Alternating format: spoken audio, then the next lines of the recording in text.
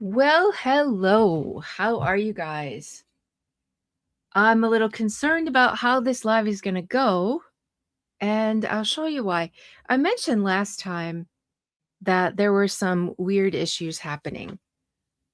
So suddenly, um, my stuff started being demonetized, and I can appeal it, and it comes back. But here's the thing: it takes a few days. So, and most of your views happen in the first couple of days.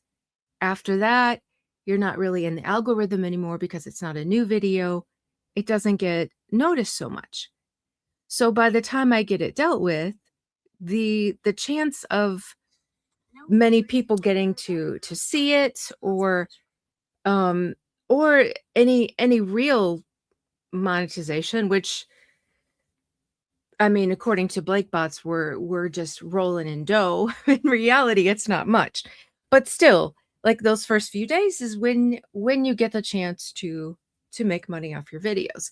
So when you have to appeal and all that, it takes several days so that by the time it's all sorted, the video is just it's not going to be boosted, not that many people are going to get a chance to see it just because of that. But so that's been happening. That's not that big of a deal. I don't do this for the money. But this is what happened. Can you guys let me know if you're hearing me? Hey, Ricardo. Hey, Ricardo. Thank you. So this is what's happening. I've been trying to comment to respond to you guys. Oh, thank you, Ricardo. And look what keeps happening. It tells me that YouTube rejected my comment. And because usually it's because I think it's spam to try to change it. So I tried changing it. I thought maybe the usernames, they thought I was being rude to someone because like the word snooping was there. That's not it. I even tried to type just the simple word test and they rejected that. So I don't know why that's happening, but I cannot comment to you guys tonight. So something new to deal with. I've never I did have it happen once before, but it wasn't exactly this way. Um, but like this is the first time it's just saying that YouTube is rejecting all of my comments. So I'll just have to stick to talking. I'm just glad that you're able to hear me and that the live has been able to successfully begin. So I tried to respond, wasn't able to respond. And it looks like, let me try it now that the live has started. I'll just type the word test and see. Nope. YouTube rejected my comment yet again. There's no reason that the word test should be thought to be spam. So obviously something strange is happening. And you know, it's so funny that the people that are on Blake's team have just historically, since the beginning of this case, just been the awful kind of people that do this kind of stuff. They're the ones that are out there doxing. They're the ones that they say the worst things to people. They're so much like her. But I think they're the ones trying to do things like this to people just to discourage or to hide us. YouTube has not so far been able to be manipulated. So we know that, like on TikTok, several of the content creators, if they talked about Van Zandt, their videos were being muted. So you could see their mouths moving, but you couldn't hear what they were saying.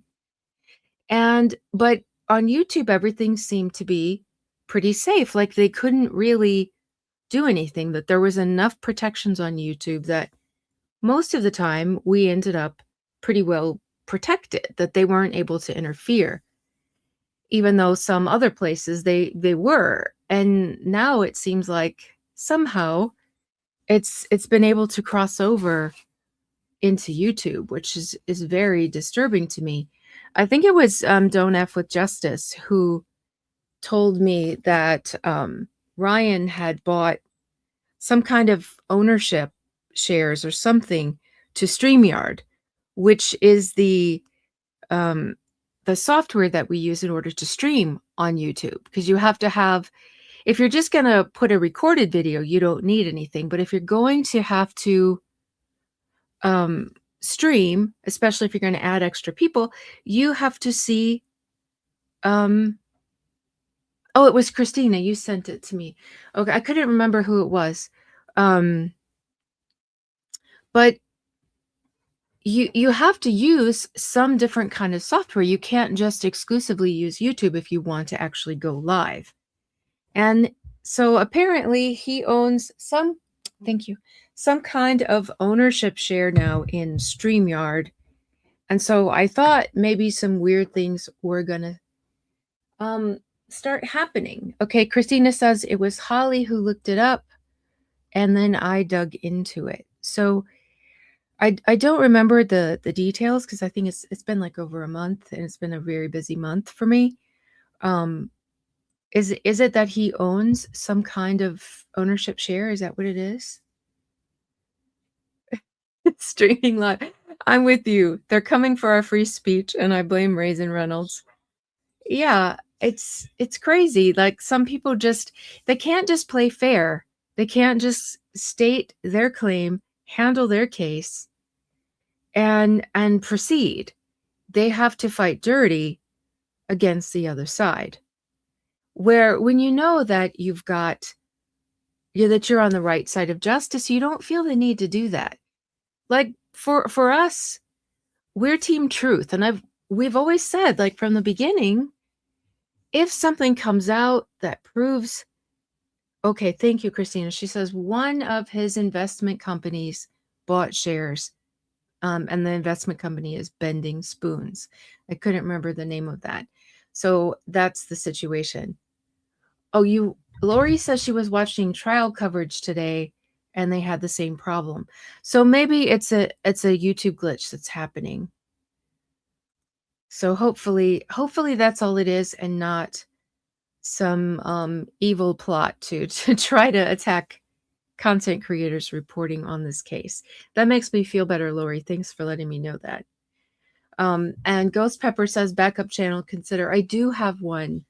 I had to use it before. Another time where I wasn't able to comment.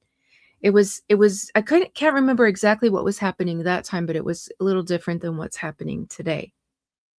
But so maybe it's just a YouTube glitch. I hope that's all it is. So hey, don't F with Justice. So tonight's episode, and I have to tell you, I was in Germany for 3 weeks and it was absolutely amazing. I don't want to spend a lot of time talking about it now, but I do. Let me know if you guys would be interested in me doing a little side quest of my travels. Because what we did is we went through what's called the Romantic Road. Oh, it happened in Donna's chat this morning too. Okay. Yeah. Okay. So that must be just a YouTube issue. Hey, Rose is Wild. I see your comment. I saw your earlier one saying that your comments were disappearing. So it must be just a YouTube thing. That's good to know. So what I did is I started at the top of what's called the Romantic Road, and it travels down through Bavaria, through the southern parts of Germany. And it's some of the most beautiful sites. There's a lot of UNICEF stuff. And it's pretty amazing. Not every city gets chosen to be a part of that. But as you drive along, you just see like sign after sign of sites that are like off the road. I feel like it could take like a whole year to get through all of the interesting sites to see. But I want to eventually get a drone and revisit some of these places because they are just remarkably beautiful. And what's amazing to me as an American, probably to anyone living anywhere in Europe uh, or Africa or some of the places in South America where you have um, really old stuff. We don't have that here in the States. Our country is just over 200 years old. So when I get to stand before something that was built in like the 13th century, Don't F with Justice says my chats are still disappearing and Avatar too. Okay, so something weird's happening to YouTube. Um, I'm just like floored to see stuff that has been around for that long. And the pristine condition that a lot of these things are in. It's yes, Nordling and I stopped there. That's along the way. I walked the entirety of the wall. It has a fully intact wall around the city that I just completely walked the entire thing. And then ended up doing a side quest to go. I'd gone to Neuschwanstein, which is the castle that was inspired Disney to build the castles in Disneyland and later in Disney World. And then I started looking into the story of Ludwig II, who was a king with a very, very interesting backstory. And he built other castles. So I wanted to go see the other castles that he built. So anyway, I've sidetracked too much and I've got too much information to cover. So I gotta cut that short. But I've got so many pictures.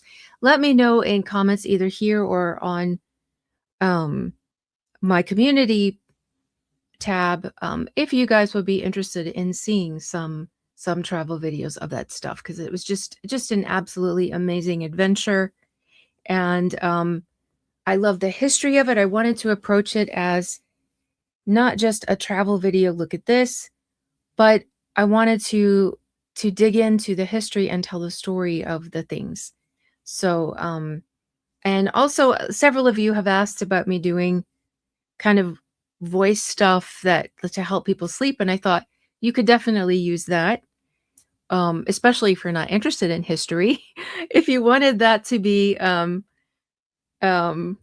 something you could use in that way, get on track, Cassidy. Okay, Ricardo. Yes, I will get on track now because we've got a lot to cover. So where we're starting today um, is back with the motion for summary judgment. And we're about to continue on with our deep dive of that because as we speak, Judge Lyman is currently deciding that. And so we're approaching it like I did the earlier videos based on what he should and probably is considering as he goes through these. Now, one thing I noticed about their response and what they put in their motion for summary judgment is because Blake has aggressively changed her accusations kind of outright from SH claims like she originally started with to saying that it was a hostile work environment. And we all kind of noticed that a little bit ago. And so they've incorporated a lot of that in this motion for summary judgment. And it looks very different from like the complaints that they had filed earlier that focused just on sexual harassment. So this now covers not just SH and retaliation, but it also covers a hostile work environment. So I didn't get through all of the statements, but I'm jumping ahead to the arguments anyway, just to move things along because I did lose 3 weeks of time. And I feel like these are so much more important as far as like deciding the case, but also that we have so many super amazing content creators in this community, and they have dissected this entire unsealing, and they have found like the tiniest little sentence fragment that is important, that makes a very important statement. And I feel like it's been so well covered that I don't need to spend more time on that right now. Right now, I wanted to get into the stuff I love, the whole legal nerd stuff. And so that's why we're not finishing up the statements, we're jumping right into the arguments because that is what it covers. So,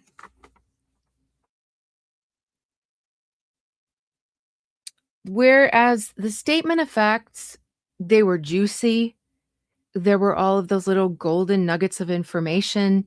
We saw the texts, there were twists and turns, there were villains uncovered, and all kinds of things happened in there. This portion of it is so important because, like I said, this is what Lyman will be considering and going through. But you can see the change in language. Under the statement of facts, that was the juicy stuff that included, that's what all of those unsealed documents were for, was to prove all of this. So this was more like just a narration of what they're saying happened. And now if you look at the wording in the argument section, it's things like cannot prove. Lively was not targeted on the basis of her gender. Defendants completely remediated any allegedly offensive behavior. We have phrases like actionable adverse action, and that right away signals to you that there's a big shift in this document, going from just the plain narration to now we're talking about, do her claims meet the legal standard required to proceed? So what he's deciding right now, he's not deciding whether or not the accusations that she made against Justin and Jamie and Jen Abel, whether those are true or not. That's not what he's deciding. He's deciding whether or not her claims have legs to stand on to proceed. Has she presented a good enough case to the court for him to say, yes, you deserve for this to be heard in court in front of a jury? So that's what he's deciding. And he's deciding each count separately, as they have put up here. This count fails because of this, that count fails because of that. And so he's deciding which ones, if any, have enough juice to go on and deserve to be heard by a jury. So that's why the wording changes here. So as riveting as the story was, we're going to get into these legalities. Ricardo says, I would pay you to read Shel Silverstein poems.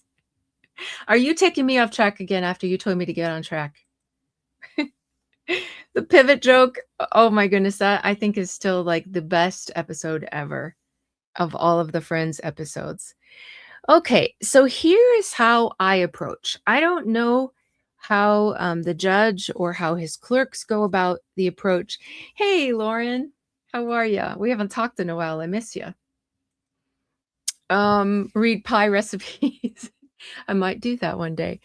But here's how I approach it. So the first thing I do is I go through and I highlight the case law that they put in to support their claims. And I've color-coded them here. The darkest blue that you see, these are U.S. Supreme Court cases. And if you followed me for a while, you know that I love to talk about binding authority and what that means and how those cases, anything that was decided in the U.S. Supreme Court for federal cases, that is the highest authority. So this is really the logical first step that any judge Khaleesi, yes, I'm trying to pivot. Pivot! So that is the first logical step that a judge or a law clerk should do when they're going to decide a case, is to find out if the U.S. Supreme Court has made a ruling on this type of case, because that is something, it's binding. They have to follow that. So I went through and highlighted those in the darkest blue. And just in these 2 pages, they've cited 3 different U.S. Supreme Court cases. That is amazing. Then the next lightest blue is also binding authority in their circuit. So this, anyone that says 2D CIR, the Second Circuit, that is also binding authority. and it's bound by the US Supreme Court, and then it binds the lower courts, the district court, which is the court that we are in. And then there are other types, like for example, the very first one, and I think they are just absolute heroes for starting this whole thing out with the Judge Lyman case. Out of all of the cases that they chose to cite, that is what they chose to cite first. Something that he himself decided not very long ago. And it's a case I've actually covered it before, but it's very, very relevant to this case because it is McSweeney versus Cohen, as in Andy Cohen, as in Bravo. This was also an SH claim, and it covered a lot of the things that he will be deciding in Blake's case. Is there a difference in the situation? And we're going to get into that, so I'm not going to say too much about that other than pointing out that of all the cases they chose to cite, they chose a Lyman case. So they're making a statement there, I feel like. Then we have the more teal cases. The Ninth Circuit, that covers California. That's important because Blake has asked for California law to be the deciding law in this case. That means Ninth Circuit would be binding on that. So they covered that. They also have the highest court in California quoted, and that is the California Supreme Court. So there's, in state court, they don't go by U.S. Supreme Court. They go by, it's all separate, it's state. Then it goes up to an appellate court, that's an intermediate court. And then if it goes beyond that, it goes to that state's Supreme Court, and that is the highest. They are not bound by the U.S. Supreme Court unless there's an issue, a federal issue of constitution that comes up.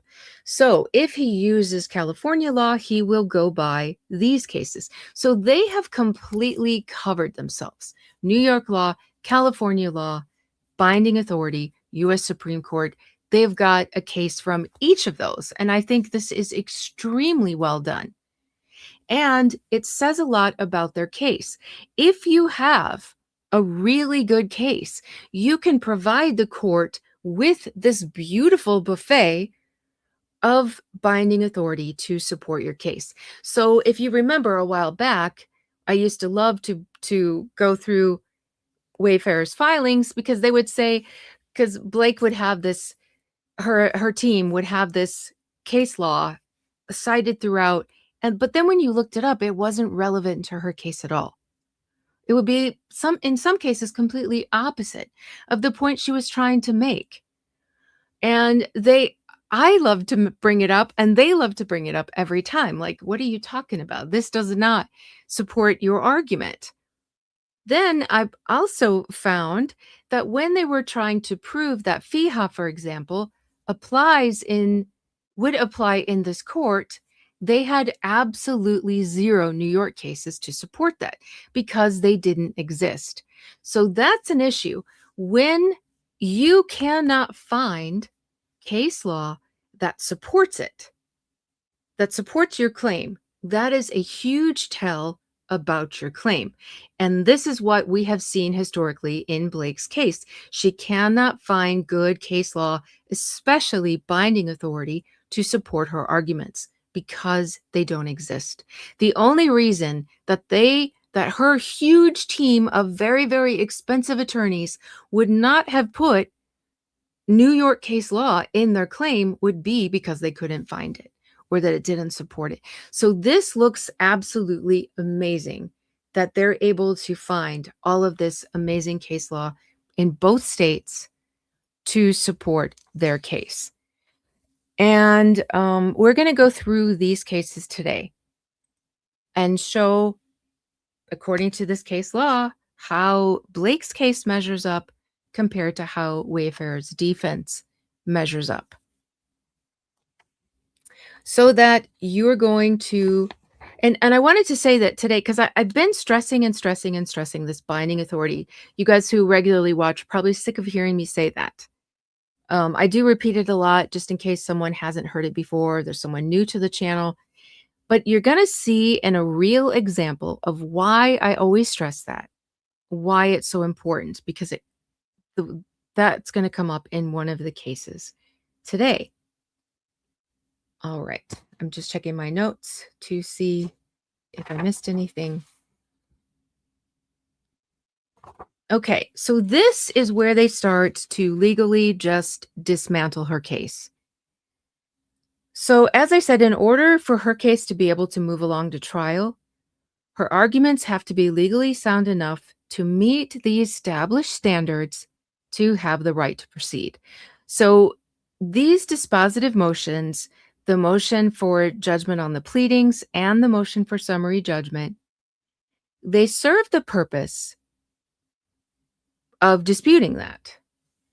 And so here we see they bring up her counts 1, 3, 6, 7, 8, and 13, which were formerly known as exclusively SH counts. But now we know she has changed and walked that back to include the hostile work environment. So, like I said, we're going to see that language addressed here and cases that handle that claim as well. But we're going to start with, like I said, this case that Judge Lyman just last summer presided over in the same Southern District of New York. So this is not binding authority, but it is sort of binding because it's like, you said this in this case that is so very similar. So it will look very, very weird if you decide something different in this case. And it will help on appeal. So this would definitely be a reason that attorneys would put this in here, because the whole time they're playing this case out, they are also preserving situations for in the event that they do have to appeal something. This would look like very good grounds. Why did you decide that in this very similar case, but you didn't decide it in our case? And so,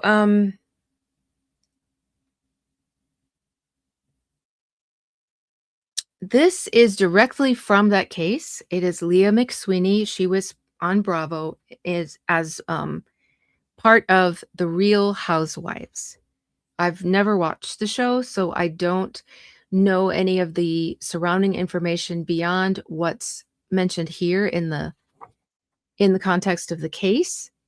So if you do watch it, thank you so much, Creative Tennis. Happy Wednesday. Hope the judge rules soon. I hope he rules fairly soon. I know we all want it to be soon, but I want him to take his time because I want him to go through all of this. And this is a lot of work. This is a great deal of work to look up all of these cases because we have the motions, we have the responses to the motions, and then we have a final reply to the response to the motions. And they're all filled with really important information. And then we have all of the exhibits. So it is a monumental task. And he only has, from what I understand, 2 clerks. And he's currently presiding over many other cases. And there's cases that don't make it to trial that he still has to handle those filings. So it is an enormous workload. So I will not be surprised if it's not decided come time for trial to begin. I mean, that could technically happen, or if it happens like just before trial. But here's what this is his order, and what this order is him granting a motion for a motion to dismiss. And it's long. It seems like his orders, whenever he is deciding something very, very important, like a dispositive motion, they are long. So, like when he granted the motion to dismiss Justin's case, it was, what was it, like 132 pages, something crazy like that? But this case, this was 100 pages too. So very, very long, very, very detailed. And he did support his decisions with some very good case law. So I am hopeful. I shouldn't say hopeful because I've not been hopeful for his decisions for some time now, but I hope that he applies the same standard and the same cases when it comes to Blake's case that he did in this Andy Cohen case. So what he said in here is something that's really, really important that we're going to talk about a lot today. That is that the overall context in which the challenged conduct occurs cannot be ignored. That is a very important point, specifically in this case, and how he applied that to this Bravo case. And that's what we're going to look at. He says, for hostile work environment claims arising under Title VII and under the city and state human rights laws, the court must assess Cohen's comments and the allegedly hostile environment of Real Housewives of New York as a production from the perspective of a reasonable person in the plaintiff's position, considering all the circumstances, including the social context in which particular behavior occurs and is experienced by its target.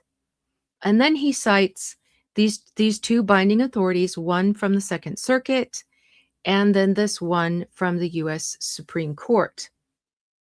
Now, when you read the accusations of this case, they're shocking.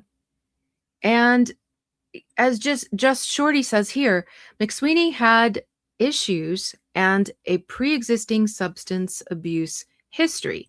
So she had been sober, and because of situations on the set of this constant free-flowing alcohol that was encouraged, they liked it because the more outrageous they can get these housewives to behave, the better TV it is. And so naturally, if they can influence that by a substance like alcohol, it makes for better TV. And so she made the accusation that situation caused her to break sobriety. And some of the things he said are very shocking, and you're going to see some of those. And so this case, like I said, has so many similarities. And I also want to bring attention to what I just read. So this case also involved, just like Blake, the federal Title VII claims, and those are the ones filed under the EEOC. And it also involved state human rights laws. Just like Blake, she has some California claims, her FEHA claims. So even more similarities. So let's see how he ended up coming to the conclusion that he came to. He says, as the Supreme Court has noted, now in New York, if you didn't see the episode I did where I talked about the structure of New York's courts, they are the only state that has it structured in this manner, but their trial courts, their lower courts, are called a Supreme Court. Whereas in most states, the Supreme Court is the highest court. So their lowest courts are called Supreme Court. So when he says Supreme Court, it doesn't have the same effect as like other Supreme Courts. This is just the lowest trial court there. But as the Supreme Court has noted, harassment under Title VII must be assessed against the social context in which particular behavior occurs and is experienced by its target. So he's saying, what I, as the judge in this case, must take into consideration is the context. So if he told himself that in that case, he really, really needs to apply it to this case as well. He says the fact that the portrayal of women on the show might be considered misogynist or sexist does not mean that in the production of the show, defendants have created a hostile work environment or a workplace motivated by general hostility to the presence of women in the workplace. So basically, what he's saying is, Even though what's being said and portrayed on the show is misogynist or is sexist, that doesn't mean that the work environment itself is hostile, which sounds kind of crazy. It's either misogynist or sexist or it's not, you would think. But from a legal standpoint, that's not the case. And he's going to get into explaining all that. One can produce a show that contains a message that might be considered to be hostile to a particular protected class without actually being hostile or abusive to the members of that class in such a way that unreasonably interferes with an employee's work performance. In context, actors in a play containing sexist dialogue would reasonably understand that dialogue to be a part of a performance. This is really, really important because Blake's biggest accusations about things that she says that Justin said to her were things about things like him discussing his own private sex life with his wife. Things where he had met with the intimacy coordinator to map out the intimate scenes that were going to be in the movie. Blake didn't want to meet, so he had to meet alone, but then he brought the notes and in the episode that we dubbed Cassidy After Dark, I went through all of that stuff. The things that he mentioned, how those came from an actual woman's organization whose objective was to change intimate scenes in movies and film to make them more adapt to a woman's pleasure. And so things like the female gaze, he didn't make that up. That came directly from this woman's organization.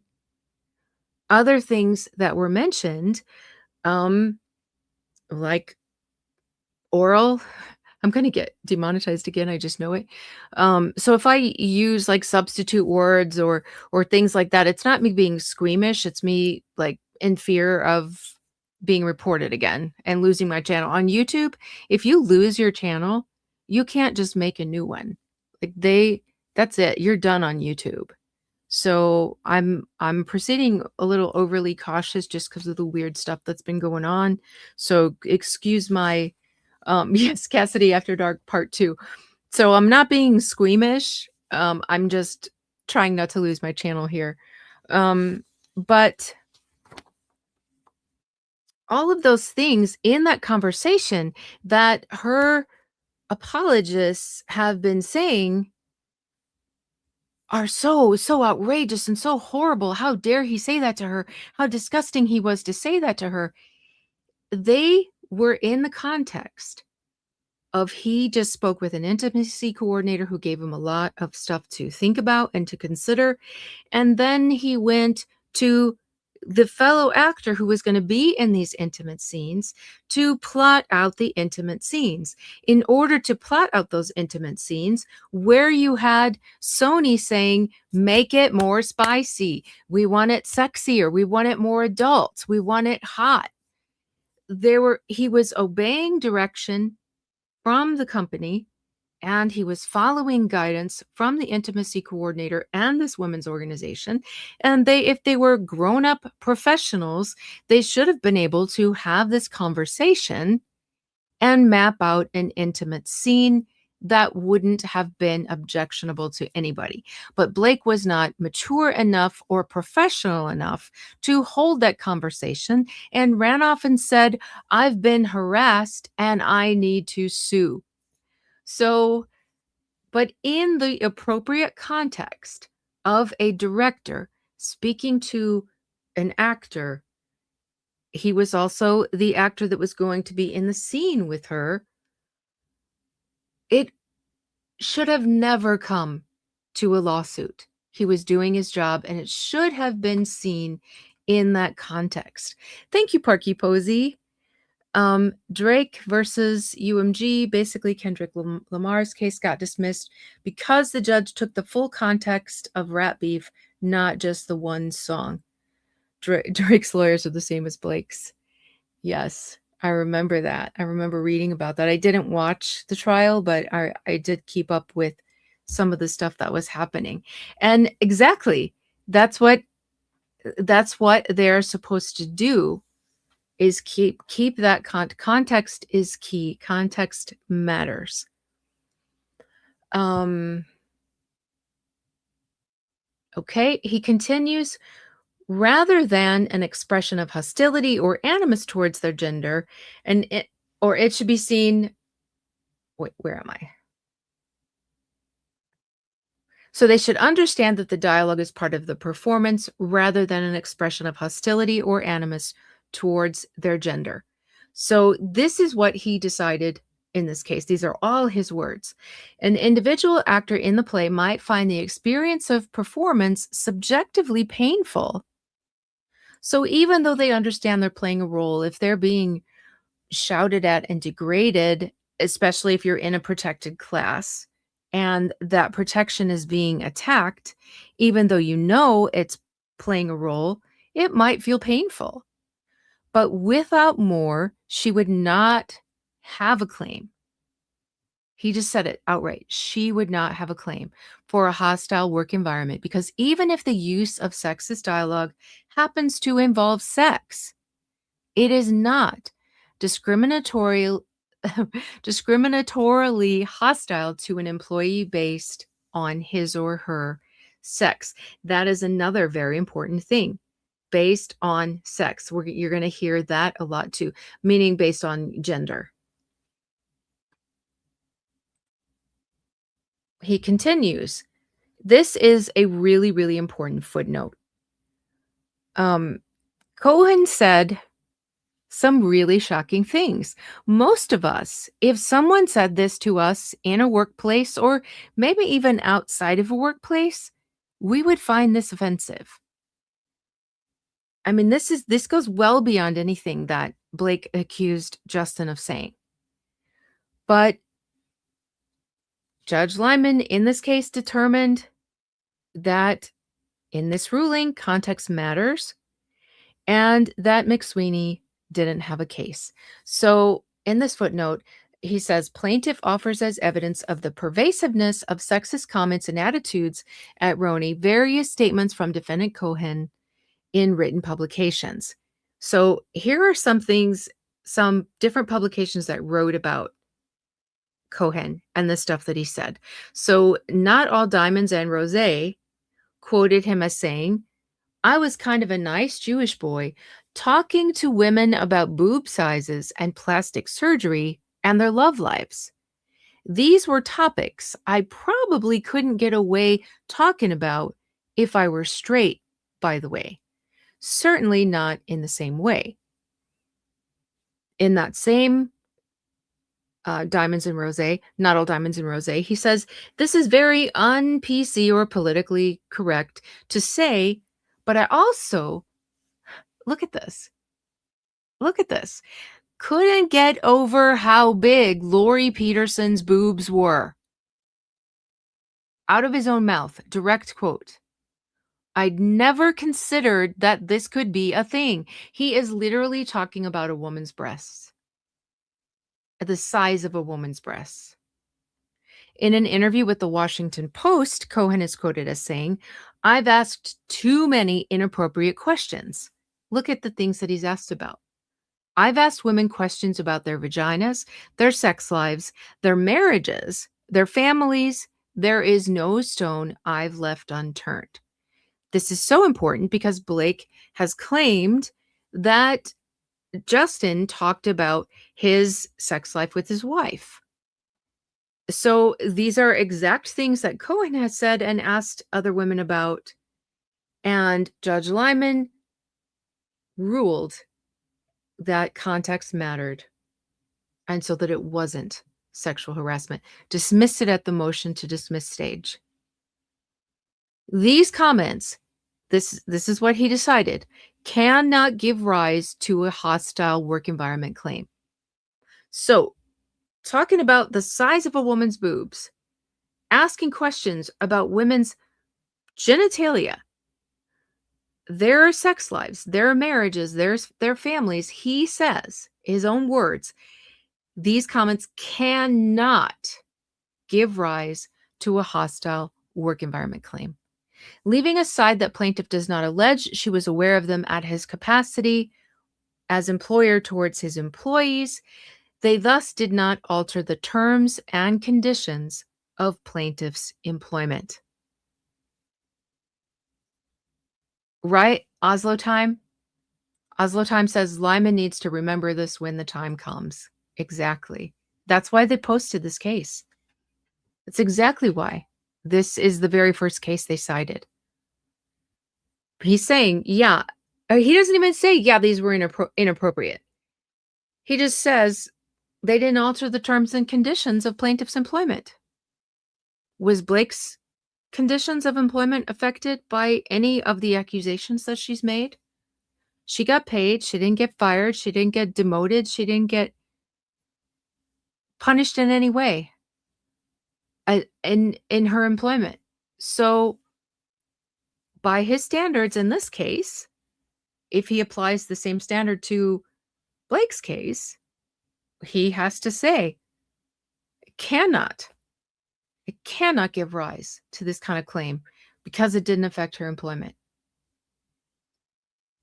And then when he's mentioning this other case, he says comments made by a mayor towards police officer could not give rise to hostile work environment claim because they were made in his capacity as an apparently intoxicated citizen.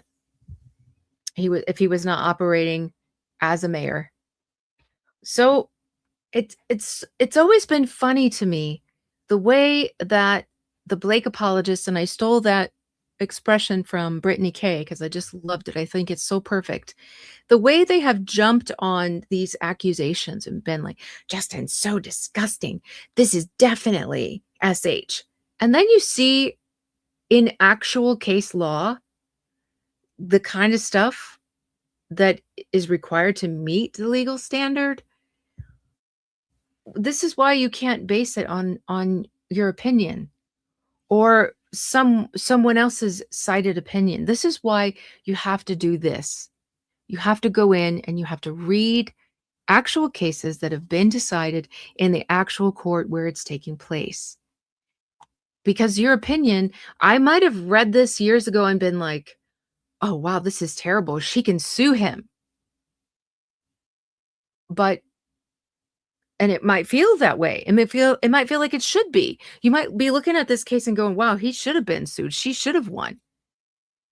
But you have to go into the law. You have to deep dive it. Okay, so that was the Sweeney.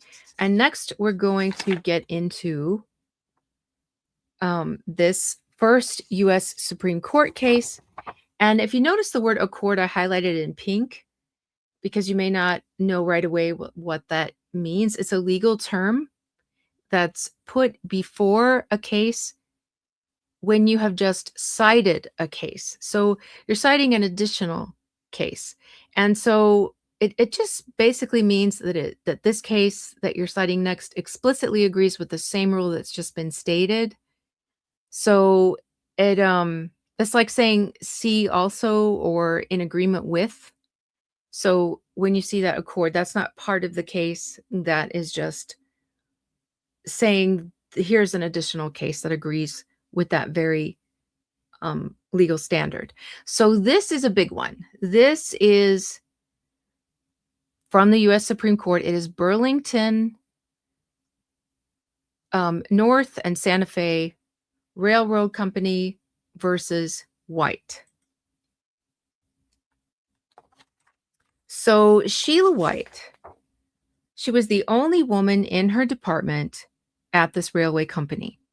She worked as a track laborer, and her primary assignment was to operate a forklift. Now, this was considered to be a pretty desirable position when you work on track labor because you're not doing so much physically. You're operating a forklift, which is doing all of the lifting for you. She complained about sexually harassing comments that were made to her by her supervisor. She actually filed an EEOC complaint. So not long after that, she's being treated differently. And the supervisor that she did file the complaint on, he does get disciplined. But then when she's not being treated quite fairly, she's picking up on that. She's defending herself, and she gets told that she was insubordinate. And so she's been put on an indefinite leave while they're investigating her insubordination. So they did deal with the guy, but they're also punishing her. And she's like, "Well, this is retaliation. This is all because I complained about this man." And she files now another claim, a retaliation claim, to add to her original claim. And so she is suspended without pay during this time. It ends up being 37 days. Imagine during this time, she doesn't know what they're going to determine. She doesn't know how long it's going to take. She doesn't know if she's still going to have a job, but she's not getting paid for over a month. So, I mean, this is understandably a lot of distress for her. This kind of job usually is a paycheck to paycheck type job. So, how are you paying your bills when you've lost an entire month's salary? This must be like very, very difficult for her to have dealt with. And let me see. Let me look at my notes again. I don't want to tell the story wrong. So she files the same thing, Title VII retaliation charges with the EEOC, the same thing as Blake. And ultimately, she sues her employer now because this is ridiculous what they've put her through. Now they say that it doesn't meet the standard because they said, well, at the end of the 37 days, we brought her back on the job. We determined that she wasn't at fault, and she got the job back, and she got her back pay. But that doesn't make up for the time period where she wasn't getting paid. But also, she was removed from being the forklift driver and was now doing more physical labor. She was physically cleaning up the track. She was lifting things. She was doing things with her hands. And it was anyone would consider it a demotion to go from driving the forklift to like physically lifting with your hands is definitely not the same job that you had before. And so this is why she brought this case to an actual lawsuit. She was being retaliated against. She lost the job that she had. She was put in that horrible situation. She's being mistreated, treated differently. And so she wins. And of course, they appeal it. The Sixth Circuit Court of Appeals, they affirmed the decision, and her company appeals finally now to the U.S. Supreme Court. They're saying, no, this was not the correct decision. So this is what the actual U.S. Supreme Court ruled. And one thing of note is they take on such a tiny fraction of cases that are that people bring to them. So when they do take on a case, there's usually a very good reason to bring this case on. So one of the reasons in this case was that there was something called a circuit split. So within the federal courts, there are 13 different circuits. So what happens if you don't have very clear binding authority, each circuit can decide on their own. And so what you end up having is if you're in one circuit, they rule this way. If you're in another circuit, they rule another way. And so this doesn't look good. The judicial system does not like this situation. And so this will be a good motivation for the Supreme Court to take on and hear a case so that they can unify across the board, across all circuits, how to rule on a specific situation. And so they grant cert and say, yes, we will hear this case. They also take this chance to clear up the wording of the Title VII standard. They want to make that a little bit clearer because obviously there was something about it that was not clear, and that's why we had the circuit split in the first place. So they want to kill those two birds with one stone. They want to unify everything and clear it up once and for all so that going forward it will be easier for a unified decision across the map when they come upon these kinds of cases. They also mentioned there are two questions that they want resolved. So, what are those two questions? Does the provision confine actionable retaliation to activity that affects the terms and conditions of employment? And how harmful must the adverse actions be to fall within its scope? Now, the second question, especially, is very applicable to Blake's claims. So she's got these claims that sound to most of us very, very petty. How harmful must her claims be in order to meet this legal standard, to fall within this scope? So this case is very relevant to what we're trying to sort out today. They also say, we conclude that the provision covers those and only those, this is really important, employer actions that would have been materially adverse to a reasonable employee or job applicant. That means that the employer's actions must be harmful to the point that they could well dissuade a reasonable worker from making or supporting a charge of discrimination. So they're saying this only covers materially adverse according to a reasonable employee. So they're saying this is still a high standard. This isn't just any little complaint. So we're going to go through what that standard is. They say, first of all, here it has to be such a big deal that if someone saw what happened to her, that it would deter them, that if they were being discriminated against, they would just keep quiet. They would not make a complaint because they saw what happened to her. And I think anybody seeing she lost over a month of work, didn't know she was going to keep her job, she got demoted in her job. I think anyone looking at that would definitely think twice about filing a complaint, even if they had a sound reason to file one. And so that is the beginning of the standard. Let me remove comments from that for just a moment.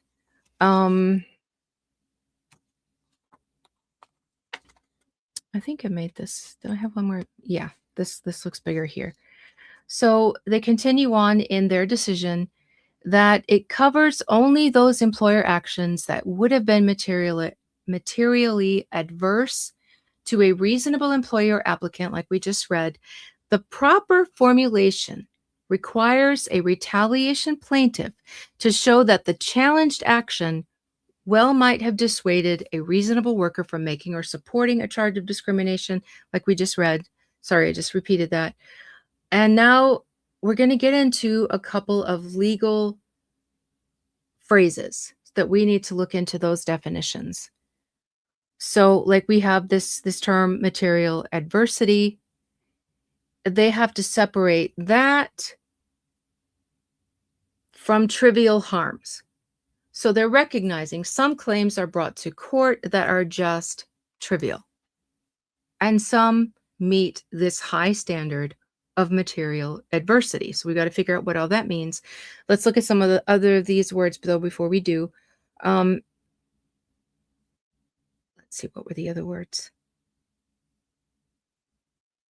A reasonable employee's reactions. What does that mean from a legal standpoint. So reasonable in just day-to-day language means one thing, but it has this specific meaning when you're talking about it in a legal framework. Also, the word objective. So they say because the provision standard for judging harm must be objective. Again, that's by the legal definition, and thus judicially administrable. So in order for the court to be able to rule on it, they're saying it has to meet this standard. So what do these terms mean? So this definition, this I got this from this law firm up at the right, Sullivan Pepane. I don't know anything about this law firm. I'm not promoting the law firm itself. I just have it on here because I liked their definition of it. So they say the key to or establishing negligence is key to securing a verdict. Let me find the important part. I don't know why the highlight didn't show up here. So it talks about a reasonable person, and one critical element of the reasonable person standard is that it evaluates conduct from an impartial standpoint. That means that personal attributes do not influence the assessment, but instead consider what a hypothetical reasonable person would do. For example, in a case involving a car accident after a driver ran a red light, a jury may decide in favor of the other driver because a reasonable person would not drive through a red light. Similarly, a neighbor who causes a neighbor's property to burn down after setting hay next to a neighbor's open fire may be found liable because a reasonable person should know that hay is flammable. And then it points out something that's also really important, which is why I liked this definition, is that it's not a rigid set of rules, that it adapts to the circumstances of every case. Every case has different factors to consider. So this reasonable person standard is not rigid. It's more like a principle than it is a law.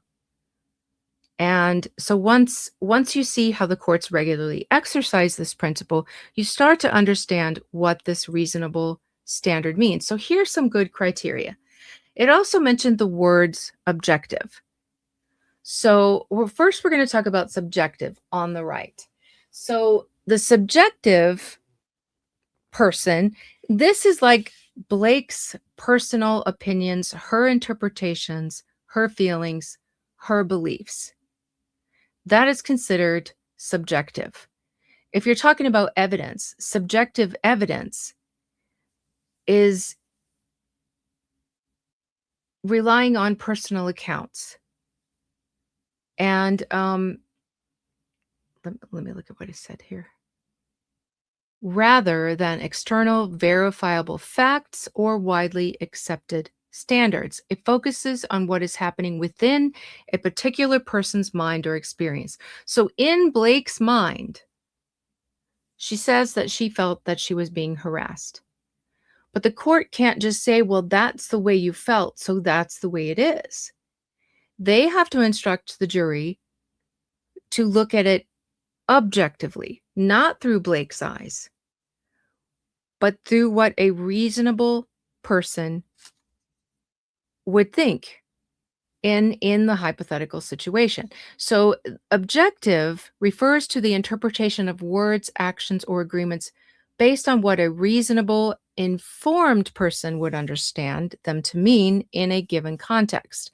So it emphasizes external manifestations and common understanding, aiming for consistency and predictability in legal interpretation.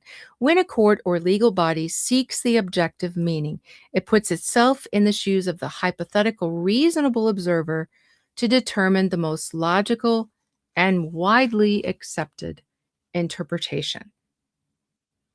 Now, why can we not just take Blake's feelings into consideration? Because, in my opinion, Blake had motives that drove her interpretation of things. That's why it's not reliable. So She wanted to take over Justin's movie. She had established certain types of communication, the topics she chose to talk to Justin about in her home, the things that she chose to say in text to him, communication that her husband had with him, the descriptions that she chose when she was referring to her wardrobe selections, the reasons why that she chose those wardrobe selections. These are all established facts. So she set up that type of communication. Those things would have to be considered from an objective standpoint, not just what her feelings were, which were just completely subjective. And I'm butchering this. I'm not getting this how I meant to say it.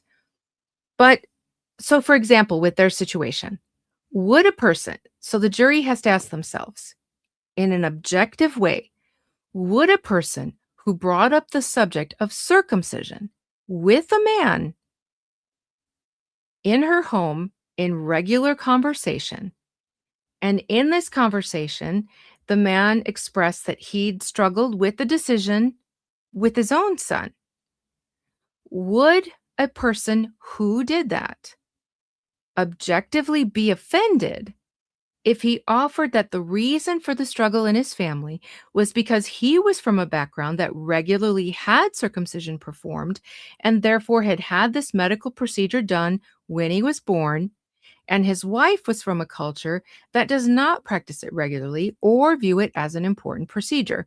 Would an objective person look at that and think that mentioning a painful medical procedure done to him not long after birth as an infant, would they look at that conversation and say that's SH? That is how you look at it objectively, not, oh, Blake felt a certain way. That is subjective. So that is the standard that's set forth by the US Supreme Court in this court case. So I hope that explained it a little bit better. Another example. Would an objective person who understood that fulfilling their job in a role they knew was supposed to be sexy and under direction of Sony were told to increase the sexiness, would they think objectively that they were being harassed when the director tried to go over the notes made from a conversation with the intimacy coordinator that was based on a woman's organization movement to change the portrayal of sex in movies to be from a woman's angle instead of a man's angle? Would they think that they were being SH'd objectively? No. So again, it's focusing on the facts and the context. So just like an architect firm, let's say you're in an architect firm, they have to discuss how to design a building. They have to sit down, they have to discuss the details and how they're going to build it. A director must discuss how to design an intimate scene in a sexual movie. So an objective person can see that, can understand the context that a conversation about sex would have to be had in order to do this job. And I don't know. I don't know about you, but objectively, if that's the role that you've decided to take, you've got to be professional enough. You've got to be mature enough to do what it takes to fulfill that role. And to me, that's what the standard very, very clearly says. All right. Another thing I want to point out is that it says, thus judicially administrable. So that means that if you're looking at this subjectively, that it is not judicially administrable. It has to be done objectively. That's a big point. The court cannot rule on emotion and feelings. And that's why right there in the middle of this decision by the US Supreme Court, it says the court refers to material adversity to separate significant from trivial harms. They continue in their decision by saying, we also conclude that the provision covers those and only those employer actions that would have been materially adverse to a reasonable employer job applicant. I feel like I've already read that. What does that mean? That this provision, so in Title VII, there is not just the discrimination, but there's also a retaliation protection that's built into Title VII itself. So they say this provision protects an individual not from all retaliation, but from retaliation that produces an injury or harm. So there are qualifiers to these claims, these kinds of claims. So this is an important sentence. This gets repeated a lot in most of the case law that gets cited. It says, Title VII, we have said, does not set forth a general civility code for the American workplace. So basically, they're saying we do not patrol the American workplace. We don't decide every little move that can be made in the American workplace. It's not a general civility code. It is only there for the very serious discrimination cases that meet judicial standards. Then they go on and say exactly, confessions of a jaded optimist, context matters. Exactly. That is the whole point. Judicial standards for sexual harassment must filter out complaints attacking what? The ordinary tribulations of the workplace, such as the sporadic use of abusive language, gender related jokes, and occasional teasing. They're saying we're not here for that. Title VII does not cover that. You know what? Humans, we're so very flawed. We get angry and lose our temper and say things we don't mean. That happens on the job site. That happens in our homes. It's just the nature of being a human. People step out of line and say something they shouldn't have said. That is the nature of existing in society today. I'm not here to say, oh, that's okay, and that you shouldn't be offended by it. Be offended by it if it offends you. But this is not about whether or not something is offensive. This is about, is it a petty slight? Is it a minor annoyance that all employees experience, like it says here? Or is it something more? Personality conflicts at work that generate antipathy and snubbing by supervisors and coworkers are not actionable. Not everything that hurts your feelings is actionable.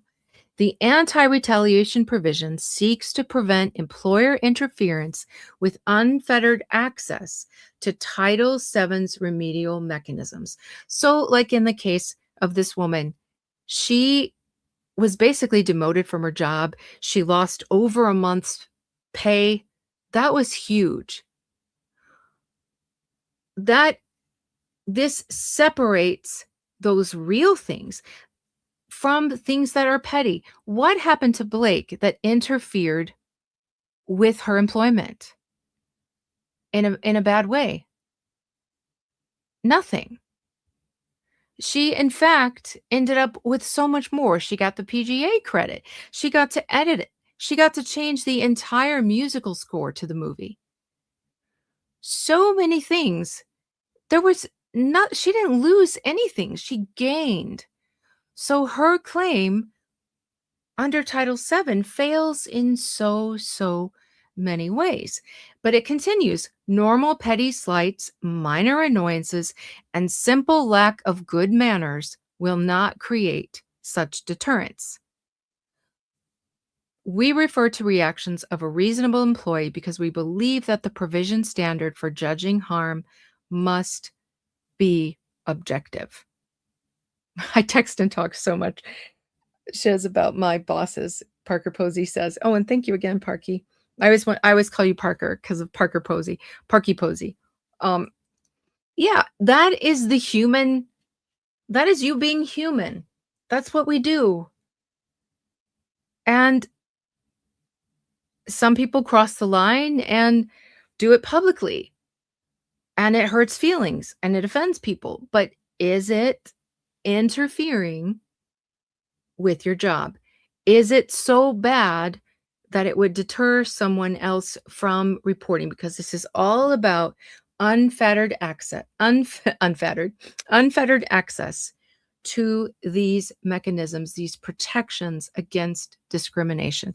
If it doesn't reach that level, it fails. It's really that simple. Okay.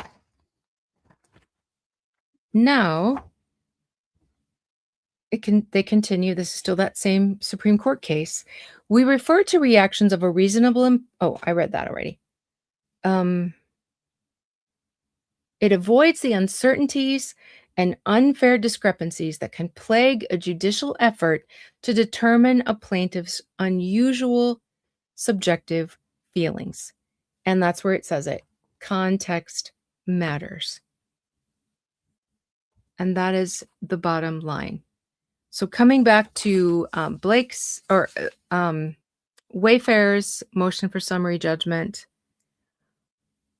they make the statement, comments made on the set of filming a movie about adult themes may have a different material effect from similar comments made in a routine office setting. So after quoting this Real Housewives case and then this binding U.S. Supreme Court authority, they're able to make this claim that just like Lyman himself decided in the Housewives case, he said that because of the context, because they were in that she knew going into it the kind of stuff that was discussed, because this was entertainment, it was not the same. He said this is not the same as a routine office setting.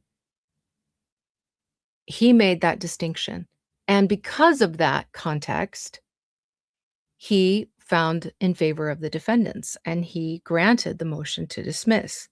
Now we have another case. This is the Second Circuit binding authority, Hicks versus Baines. And before we get into that, I want to read what he says at the end here. Lively knowingly took on a lead role in a provocative sexually charged film. And that context is very, very important.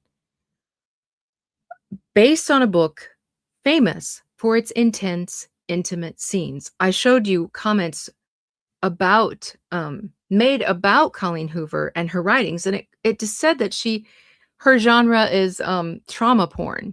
Like that's how people who've read the books describe her type of writing.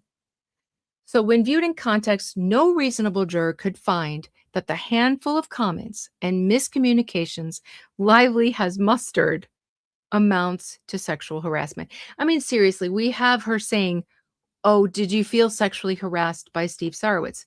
Well, yes, because I felt like he ignored my complaints because I'm a woman. And then they asked, "Well, did you complain to him?" No. When you that's exactly mustering. She's mustering up these. She goes back to before she was even employed by Justin to this circumcision conversation that was about a medical procedure done to infant boys and not him sitting there going, "Hey, I'm cut, Blake. What do you think of that?" It was totally ridiculous to frame it the way that she framed it in order to, as they say, muster trying to make it amount to a real sexual harassment claim.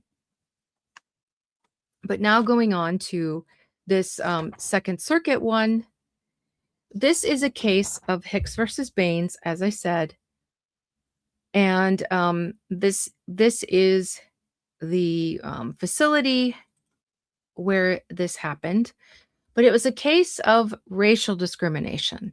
So this time it's not about sexual harassment or gender discrimination, but we can still get the principles from this case. So we have Baines was the director, and after he becomes director, he starts attacking one of his employees who is named Pasternak. So Pasternak files complaints against him. His complaints are corroborated by fellow employees. He sounds like a real awful guy. Let's just put it that way. And he leaves trails for it because he has conversations and there are voicemails and there are official memoranda where he refers to Pasternak as white boy or that white mother effer or that effing white boy, that white cracker mother effing. And then, I mean, you could see, I don't want to say the the next word, with making fun of someone's, their racial background. And instead of Pastor Neck, he called him Pastor Rat because he was reporting him. So he started calling him a rat. So he's not satisfied with just attacking this guy himself. He's encouraging others to discredit him. And he's telling them that if they help Pasternak with his complaint, if they help corroborate his claims, that it could result in the closing of facilities and the loss of their jobs. So he's kind of threatening them. And then it gets worse. There is a formal misconduct complaint, and it leads to an investigation. So the ones that are involved in this particular lawsuit, this is not the original lawsuit. These are the ones that that corroborated, and then they end up filing a suit against him because of what he does to them for helping out in that original complaint. So they participate in the investigation. They make written and they make oral statements about the ways that he has mistreated Pasternak. They do this despite the fear that, and they tell them when they corroborate that they are afraid. They're afraid that he's going to retaliate against them. And of course, their fears come true. When he learned that they did corroborate, that they were cooperating with this investigation, he told other staff members that Pasternak was a rat and that he would find out who else ratted on him and would, quote, take care, unquote, of those people. So the investigation determines that he was guilty of misconduct, but look what they do. They fine him $2,000 and he gets a formal letter of reprimand, but he remains the director. So it's really not any sort of punishment. And he's still in a position where he can continue to harm because he's the director. And it's just crazy to me that they left him in this position. So after this happens, he engages in more acts of retaliation. And I don't want to take too much time with this case because there are more cases that do apply better. Let's see. He's like breaking and entering. He's messing with things. He's losing things on purpose. He's just doing some like really ridiculous stuff. So at the close of discovery, the district court grants his motion for summary judgment on all his claims. They find in his favor, and it gets appealed. And the appellate court decides that the district court failed to apply. Now, this is what I was talking about earlier, why binding authority is so important. This appellate court, this Burlington case that we covered first, in the U.S. Supreme Court that set a new standard for this, had happened just 3 weeks before the district court made their decision. And so the appellate court says, you screwed up. You did not take this into consideration. You decided this case based on outdated authority.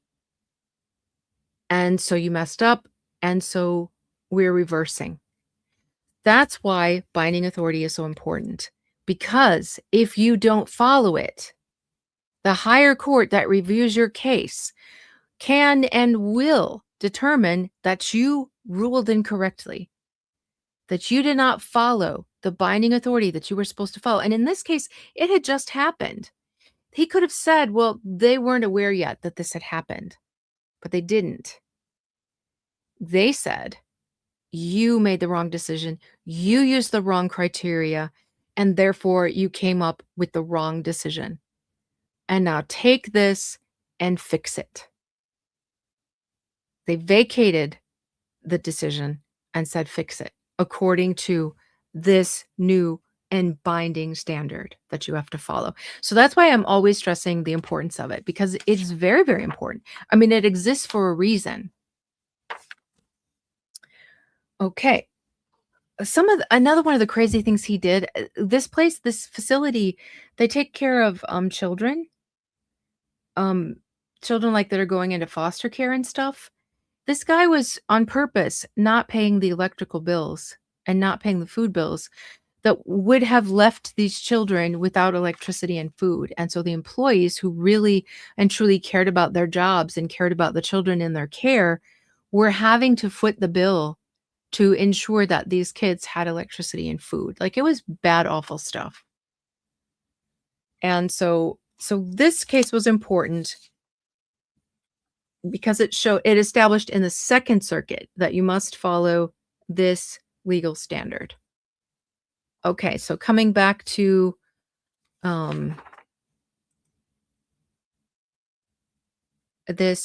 motion for summary judgment, they next say that Blake cannot prove severe and pervasive harassment. So they say the first thing, she failed because there was no actionable claims. Now they're saying she cannot prove severe and pervasive harassment. And now we get into not just Title VII, but also FEHA. And so this covers her California claims.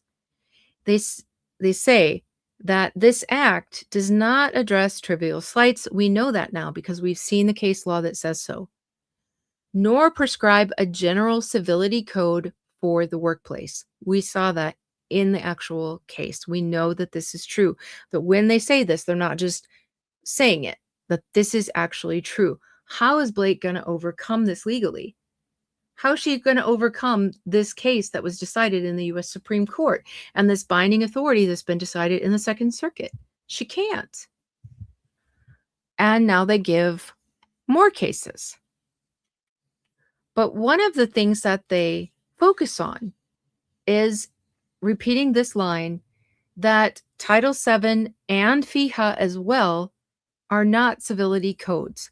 They are not this strict list of rules that everyone in any American workplace has to follow. That's one of the things that these decisions all try to make clear. These minor grievances do not meet the standard. It's that simple. It has to be pervasive enough to create an objectively hostile or abusive work environment. And now you guys are armed with all the cases that prove that. So in the EEOC, they posted this case on their website because this becomes a landmark case and it becomes very, very important. So they put it right on here so that people coming to this site can see it. To make it clear, your claim has to meet this standard. Now, defense had argued that ruling in this matter, in this case, I'm sorry, I'm moving on to another case that's mentioned by Wayfarer, and that is this Oncali versus Sundowner Offshore Services. This is our second U.S. Supreme Court case that we're going to consider. And so this is that particular case. And defense in that particular case had said that this case is a landmark case because this is about a man who who filed a sexual harassment case. But he worked in an offshore job with nothing but men. But these men had constantly been threatening to assault him. Like these were some serious threats. It was causing him a great deal of distress. He was in fear that it was actually going to happen to him. So these offshore oil rig type jobs, these guys are alone. They're alone for extended periods of time. And for some reason, they had chosen to pick on this guy and kept threatening that they were going to actually physically assault him. So, um, the district court had said, well, you're not covered by this because you're a man and these are men. This is same sex. So it's not actionable under Title VII. It doesn't cover you. And defense had argued, saying that if they did recognize it, that it would transform Title VII into a general civility code for the American workplace. They know this is something that Title VII has said they are not. And so they tried to use this kind of reasoning to make them not decide in the plaintiff's favor. But the Supreme Court says nonsense. It will not do that. Why won't it do that? Because Title VII is directed at discrimination because of sex, not merely conduct that's tinged with offensive sexual connotations. Since the statute does not reach genuine but innocuous differences in the ways men and women routinely interact with members of the same and the opposite sex, and since the objective severity of harassment should be judged from the perspective of a reasonable person in the plaintiff's position, considering all circumstances. And so they reversed that decision and remanded it. So they basically say, they make it abundantly clear that even with this decision, Title VII still does not change the purpose. It does not become a civility code. It does not patrol the American workplace.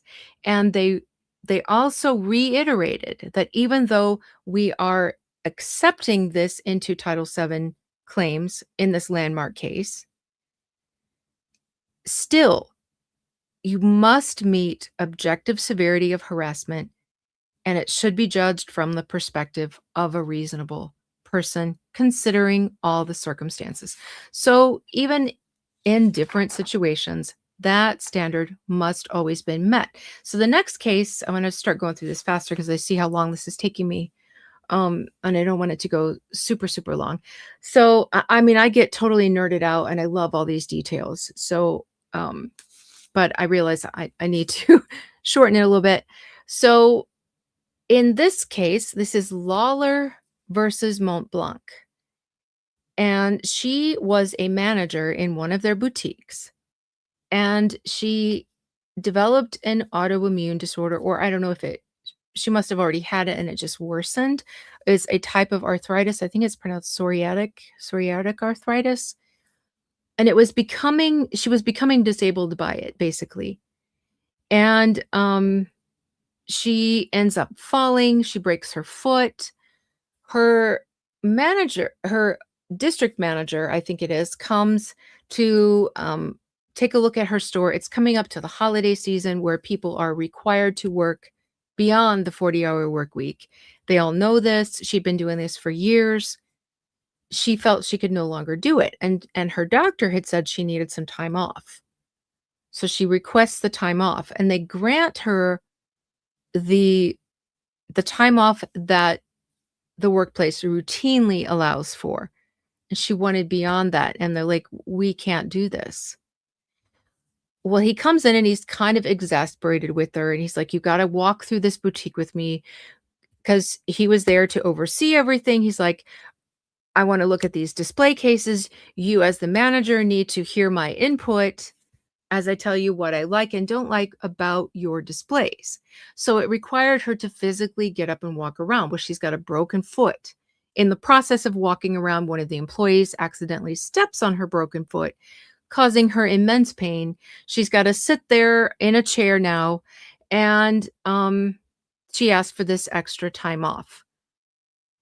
Well, it's a situation where they need a manager that's in the store. That's it's not something she can do from home. She has to physically be there. And she ends up fired. And she says it's retaliation because she had filed a complaint about not being given the initial time off. But what it comes down to, and she tried to say that he was gruff with her and it was hostile. Oh, thank you guys. You're so supportive. It was hostile. And they're like, no, it was not sufficiently severe or pervasive. So just like Blake says that Justin would get huffy, remember that she said that Gloria, thanks. Um, Blake said that if she said anything, he would get huffy. And that's part of her hostile work environment claim.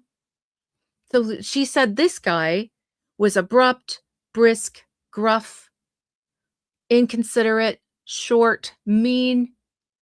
Was that enough to say that it was a hostile work environment? These are worse than huffy. They said, no, it is not sufficiently severe. It is not pervasive. It does not alter the conditions of employment. It does not, therefore, create an abusive or hostile work environment. It's that simple. They looked at things like how long did this visit last? A little more than an hour. They're like, that's not pervasive. That's not severe. It may have been unpleasant. You can be offended by it. You can have hurt feelings over it, but it doesn't meet the standard. Just like Justin being huffy when that man was probably so exasperated by what he was having to endure dealing with her. He deserved to have a moment to be huffy. So they say an employee generally cannot recover for harassment that is occasional, isolated, sporadic, or trivial. Does that not sound like Blake's claims? There may be times he said something that offended her, and she can be offended. But was it occasional? Yes. Was it isolated? Yes. And it ended too. Like once she brought this to their attention, even she admits later that in the second half of filming, there were no further incidents, that it was taken care of. So it was isolated, it was sporadic. Was it trivial? Objectively, I say yes. Maybe not to her subjective feelings, but objectively, it was all of these things. So rather, the employee must show a concerted pattern of harassment of a repeated, routine, or generalized nature. And Blake's claims, as they describe them as cobbled together and mustered up, they do not meet that standard. And this decision goes on, plaintiff has provided no evidence as to how Schmidt's behavior seriously affected her psychological well-being. What do we know about Blake's case? She dropped her emotional distress claims because she did not want to or did not have evidence of that emotional distress. You have to be able to show that your psychological well-being was affected, and you usually have to do that by showing medical records because you're claiming a medical affirmity. And so we get to the friends.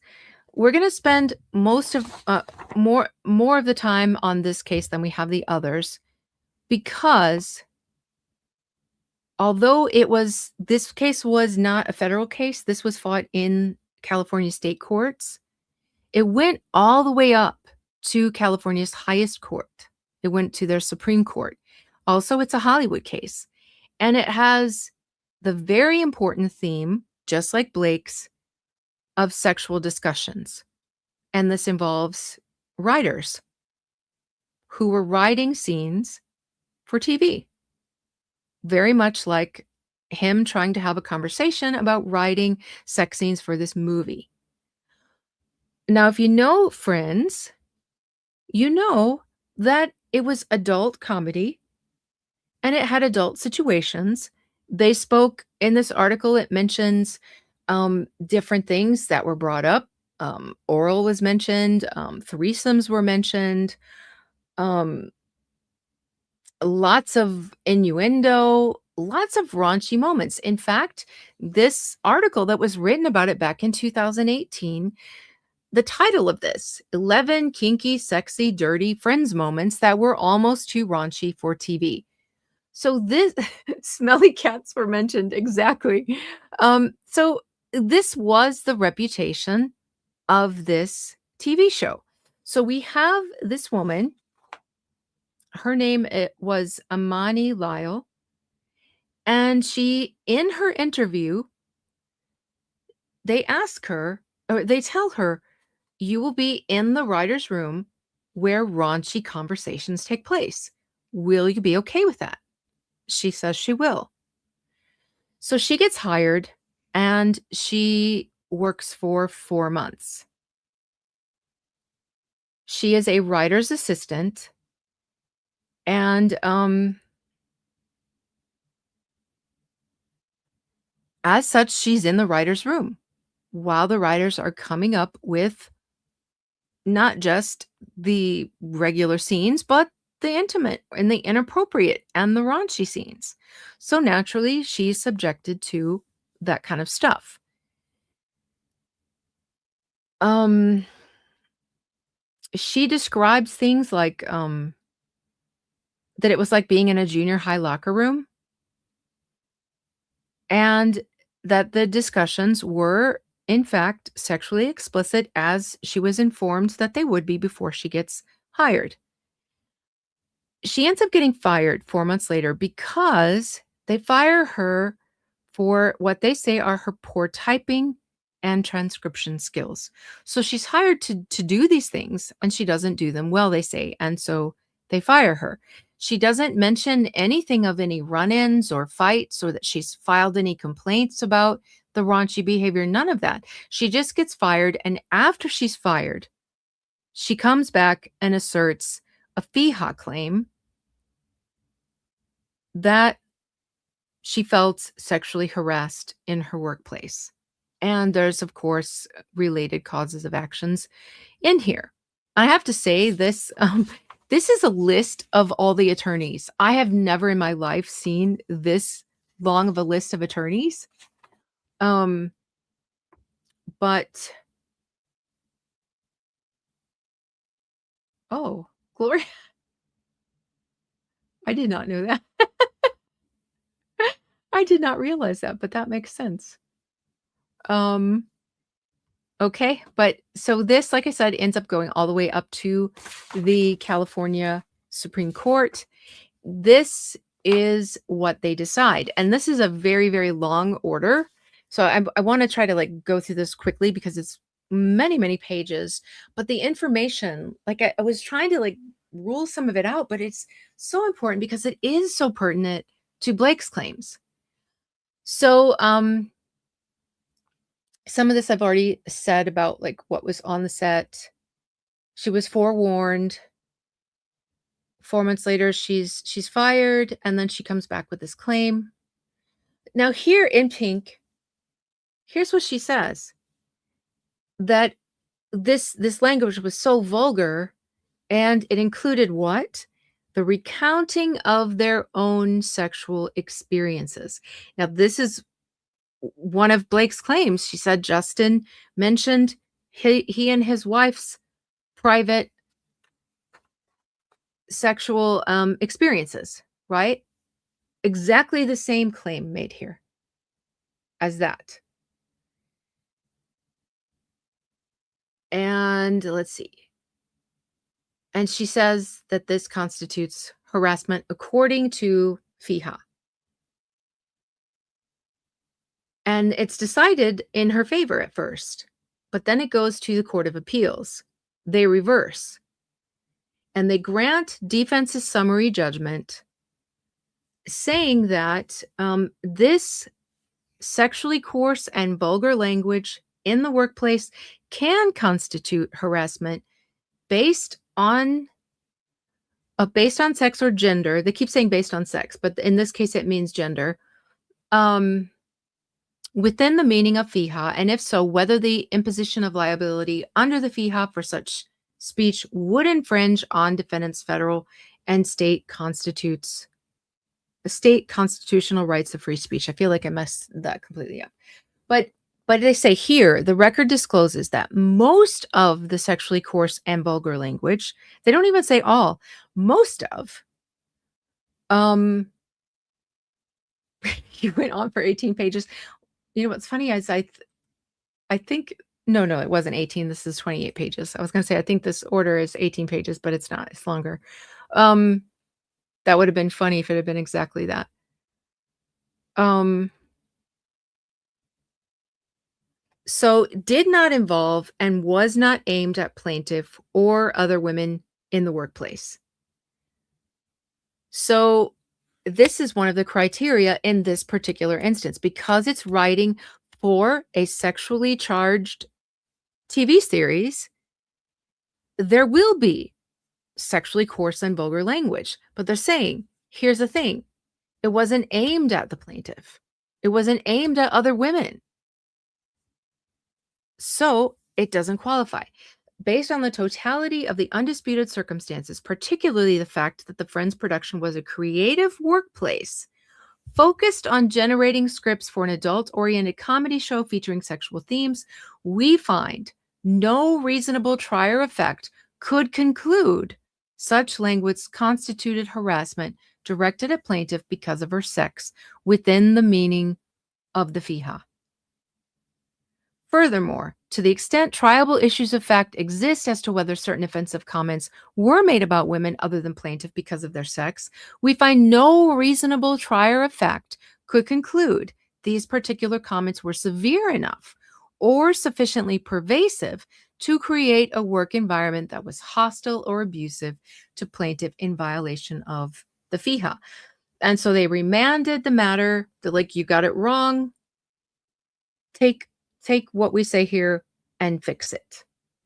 Because whereas a regular office setting where guys are sitting around and talking about their private sex lives probably would be considered so, because of this being a creative workplace generating scripts for this type of show, it was not.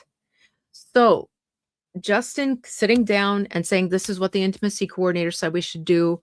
Let's talk about this, is exactly the situation, except Justin was respectful and used wording from the intimacy coordinator and warning from that woman's organization, not like these guys who, when you hear what they said, it is pretty bad. So here's what happened in it. So she received a right to sue letter. She filed the action. She filed not just look at, I mean, she's got the whole works here. She's got race and gender, racial and sexual harassment, retaliation for opposing a race discrimination against African Americans in the casting of Friends episodes, and wrongful termination. So she has got a slew of accusations, many more than Blake has in her claims. So they engage in discovery. There's depositions taken. There are statements made. They have all of the good stuff. The defendants moved for summary judgment and summary adjudication. The trial court granted. Here's what they ruled. NBC and BKC were not plaintiffs' employers and therefore were not liable on any FIHA cause of action. This is another thing that plays into Blake's. She didn't name it ends with us. There's also was she an independent contractor or was she an employee? Those are going to come up. And so FIHA will not be liable if they're not found to be her employers. So that's important. Then 2 harassment claims were time barred. There's a 1-year statute of limitations, which I think Blake is past that actually. 3, plaintiff could not in any event factually establish her claims. She could not establish her common law causes of action for wrongful termination. And so the court awarded attorney's fees because it was frivolous, unreasonable, and without foundation. So the Court of Appeals affirmed the judgment in part and reversed it in part. So they said that there are triable issues of fact in her claim, such as sexual and racial harassment. But the Supreme Court, oh, and then both sides petitioned for review. And so now this is the Supreme Court trying to sort through that.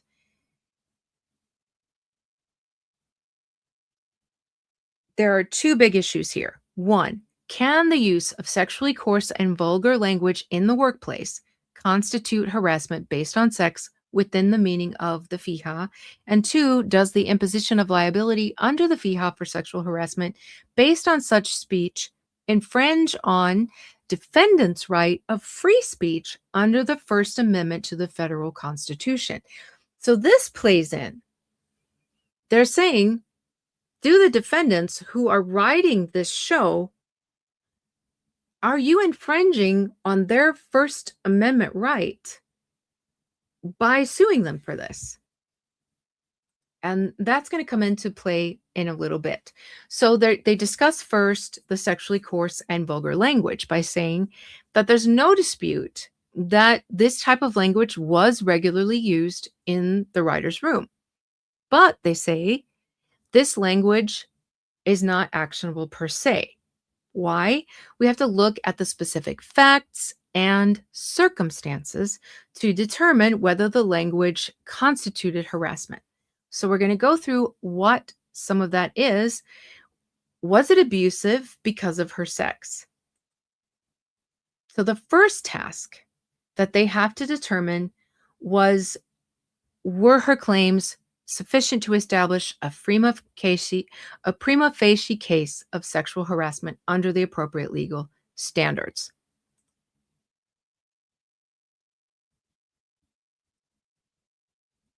Let me see what I want to say. I'm going to start clipping stuff because I'm going way longer than I expected to. The plaintiff may not rely upon mere allegations or denials of its pleadings, but they have to set forth specific facts showing that a triable issue of material fact exists as to the cause of action.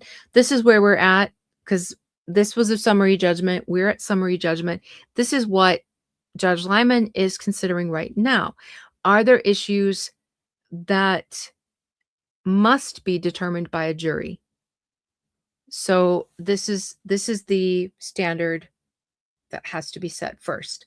So then, to determine that, they take the facts that were developed during discovery. What are those? There are declarations and depositions of the parties that she accused of this vulgar language. And they say that the show dealt with these matters. And so, yes, we did, in fact, tell sexual jokes. We did, in fact, engage in discussions about sex.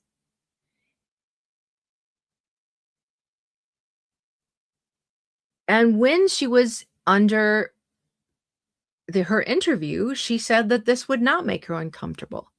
And based on that, they hired her.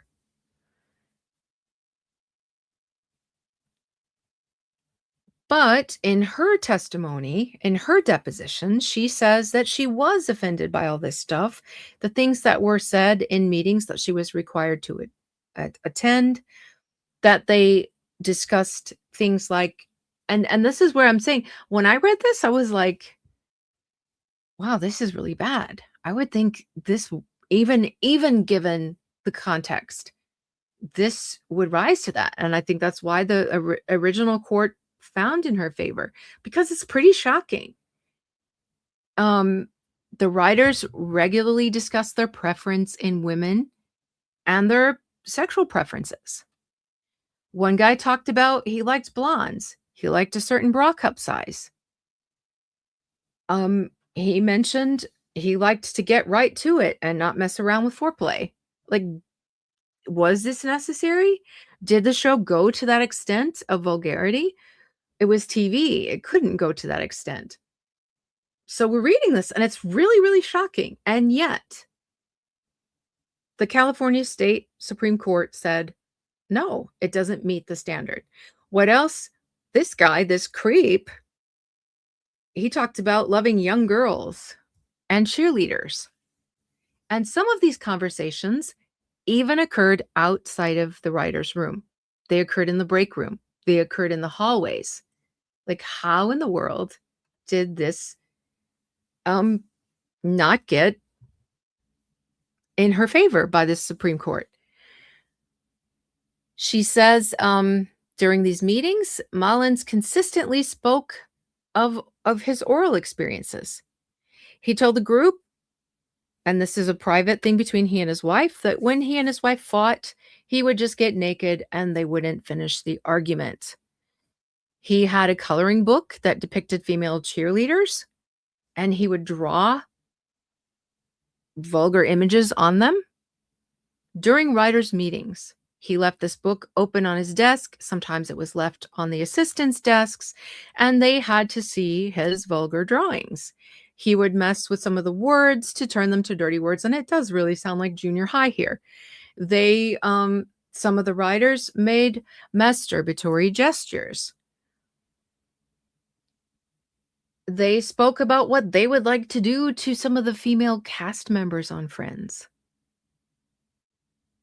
They remarked that one of them had a chance to have effed one of the actresses a few years ago, but he missed his chance and they constantly bantered him about having missed his chance. They spoke demeaningly about one of the actresses on the show, making jokes about whether or not she was competent to service her boyfriend. Yes, it is disgusting. I was reading this and I was like, good grief, this is horrible. Um, they referred this is so sick and sad. I feel like the whichever actress, because I know two of them, at least two of them struggled with this, so I don't know which one they were talking about, but I feel like the actress actually has a a case. They referred to her infertility and joked that she had dried twigs and dried branches in her vagina, which that is so hurtful and hateful and awful. They this was corroborated. They admitted to these conversations. They admitted to hearing these conversations. They acknowledged them. I'm not going to get into this next group. Like I said, I'm not trying to get my channel shut down, but you can look at the screen and see these words.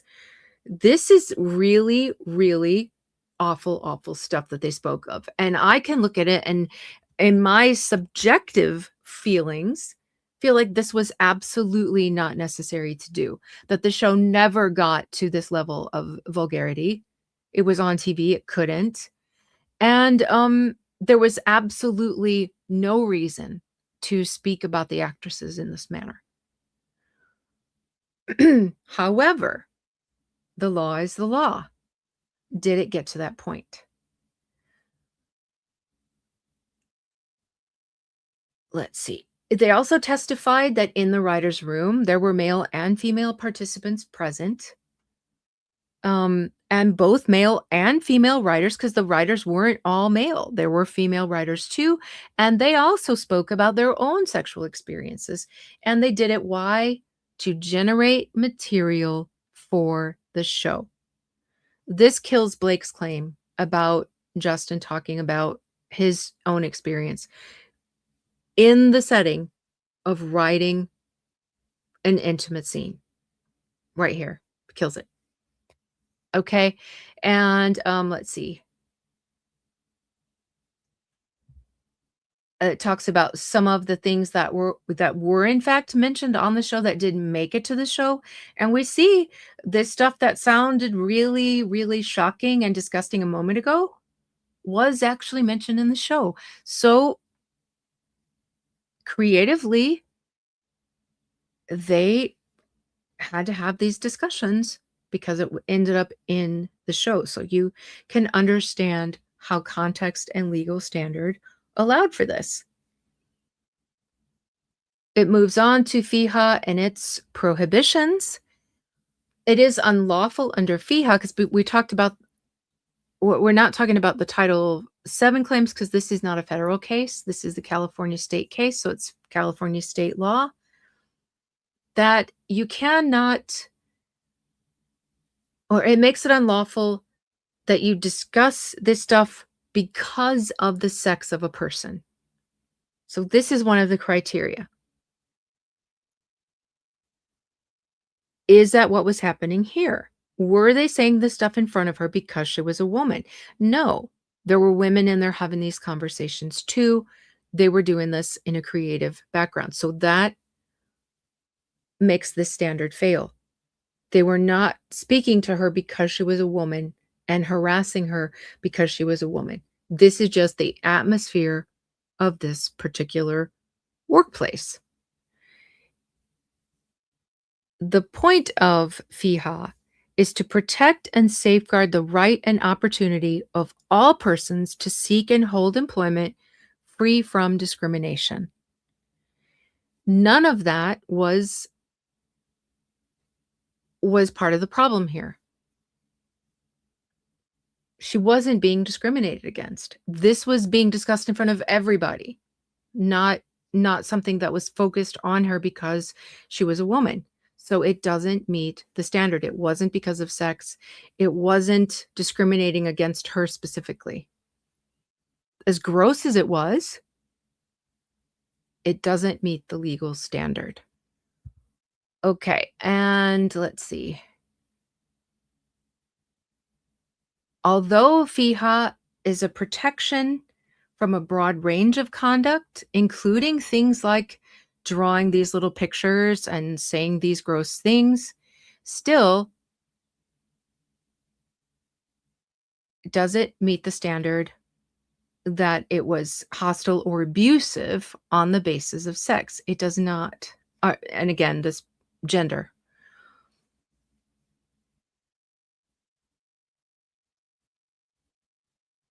Let's see. She doesn't say that they subjected her to unwelcome sexual advances as a condition of employment, but she says they created a hostile or abusive work environment. So now we're going to move on to that. And that is very similar to Blake's claims. She says hostile work environment. But for this type of claim, it says plaintiff need not show evidence of unwanted sexual advances. And do you know what I noticed when I read that? It made me think, this is, in my opinion, why they changed it from sexual harassment to hostile work environment. I think because of this line right there. With a hostile work environment, you don't have to have evidence that there was unwanted sexual advancements. So in my opinion, I was just like, they read that and they're like, oh, we need to change this language up a little bit to protect ourselves. Okay, what comes next?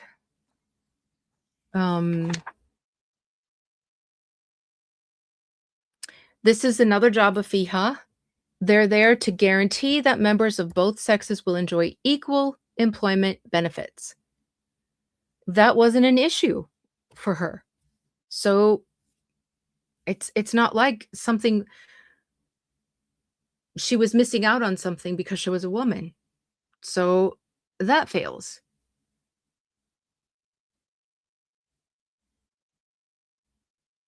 Like the FIHA, Title 7 of the Federal Civil Rights Act prohibits harassment, making it an unlawful employment practice for an employer to discriminate against any individual with respect to his compensation, terms, conditions, or privileges of employment, again, based on the individual's gender. So this protection, nothing happened to this woman's compensation or her terms or her conditions or privileges. Nothing. That's what they're there to protect. And let's see. I'm trying to just pick up the important stuff to speed this up.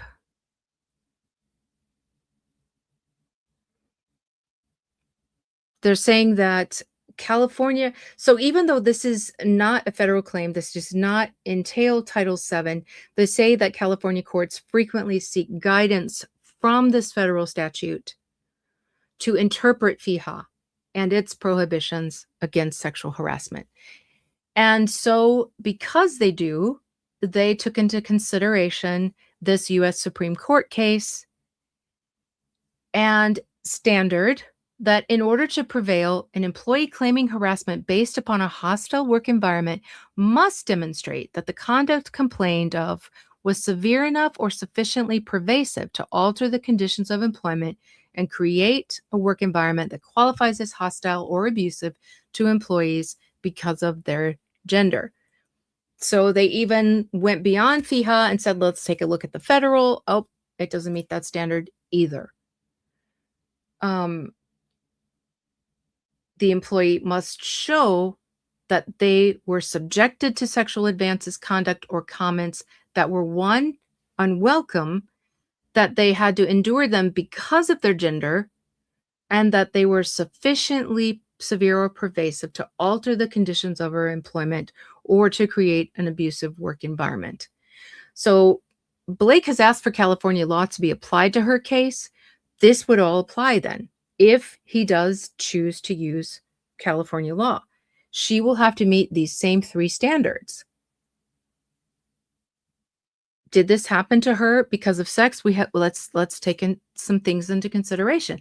Just like this woman, it wasn't just men and it wasn't directed at her. We have one of Blake's claims is that after Isabella and Alex filmed their sex scene, that Justin supposedly said that he's not supposed to say this, but it was hot. Well, the fact that he said it to both Isabella and Alex shows that he did not single Isabella out and say this to her because of her gender. If he said it, in fact, he said it to both. That rules out that he said it because of anyone's gender, because he said it to both genders. Also, this whole hugging atmosphere that they talked about. He hugged men and women. So he didn't single out the women, and because they were women, chose to hug them. He hugged the men as well. And so it fails this.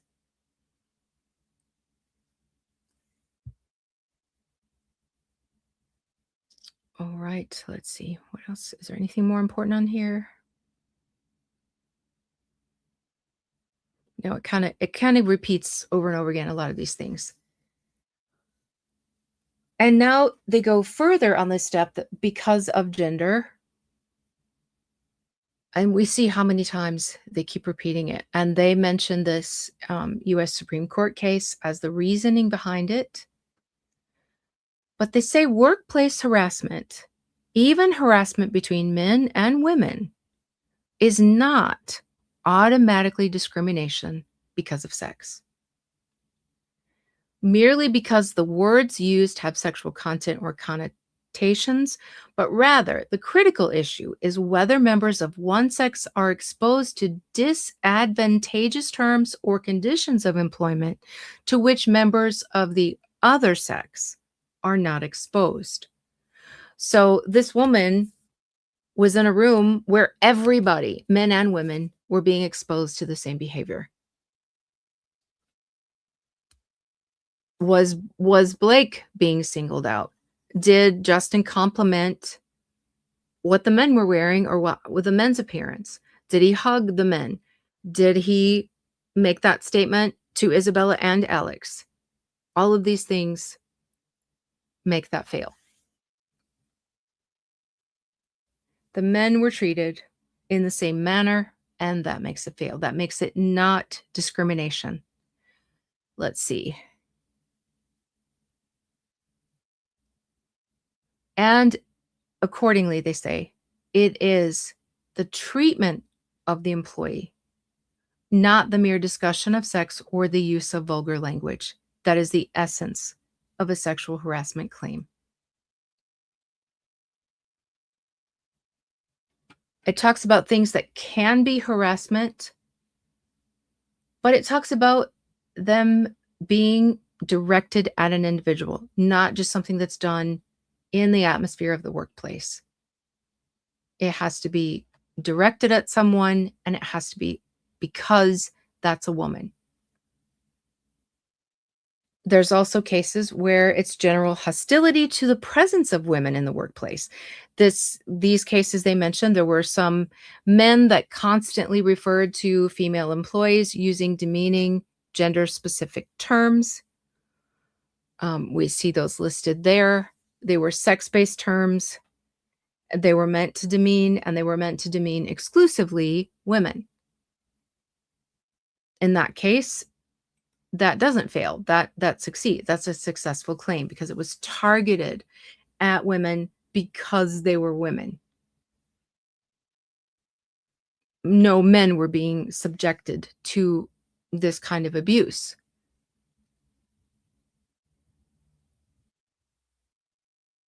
In this other case, the supervisor was abusive to both men and women, but he was found to have been discriminating because when he would be abusive to the women, he would bring in explicit references to their bodies and sexual conduct. He didn't do that to the men. So he treated them all badly, but only the women had sexual references applied to them when he was abusing them. So that was a different case. Now, this is important. A hostile work environment,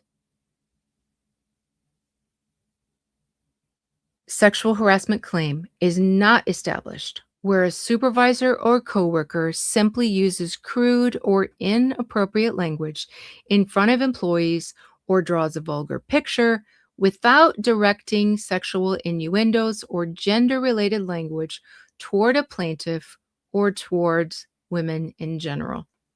So even if Blake's accusations were true, which we know she is not um, good at expressing things exactly how they went, let's say, even if they were true, if they weren't directed at her and on the basis of this, it fails. It wasn't towards women in general. And then it talks about the severity. For example, comments that have the sexual charge of an Abbott and Costello movie and could easily be repeated on primetime television are not the type that trigger Title VII liability. So if we take the things that she says Justin said, they don't they could be repeated on primetime television. None of them were that bad. Let's see. So comments, for example, the employee was a good girl, although that's demeaning, um, it doesn't give rise to an actionable claim.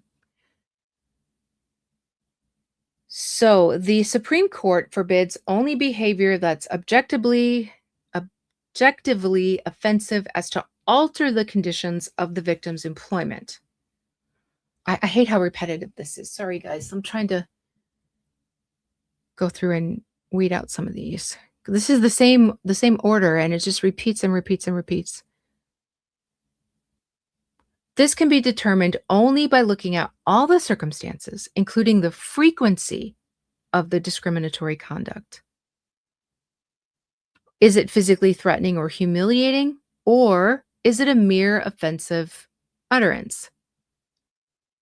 And does it reasonably interfere with the work performance? So in order to establish liability in a FEHA hostile work environment sexual harassment case, they have to show that they were subjected to sexual advances, conduct, or comments that were severe enough to sufficiently pervasive to alter the conditions of her employment and create this hostile work environment. Stop repeating. If they were just merely offensive in the workplace, they are not actionable conduct. And then let me look through. I wanted to summarize. This is way too much to read.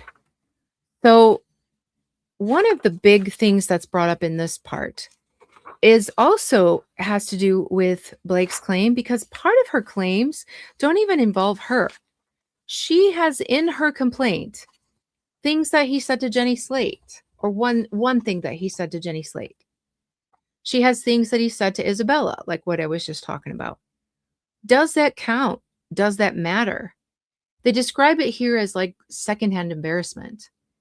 They say that if you're talking about something that's not directed at you, it's a much weaker claim. And if you weren't even there when it happened, you can't say that it affected you. So these are things that Jenny Slate comes and tells her after the fact that supposedly Justin said to her. It's for one hearsay, and it's her interpretation of what was said. And Blake was not there to witness it, so she cannot claim any kind of harm from it. The same with Isabella's. Isabella comes and tells her later, oh, Justin said this.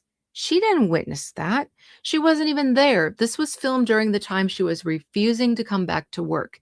So she cannot say she was victimized by that situation. It gives the example of this nurse who said that this physician had created this hostile work environment because he was harassing other women employees. But in this case, it said that it was in her presence. Now, Blake's weren't even in her presence. The Court of Appeals found those insufficient to establish a cause of action. She wasn't there. She didn't even actually observe them. It also, on the left page, again talks about occasional, isolated, and sporadic. And that gets mentioned again here.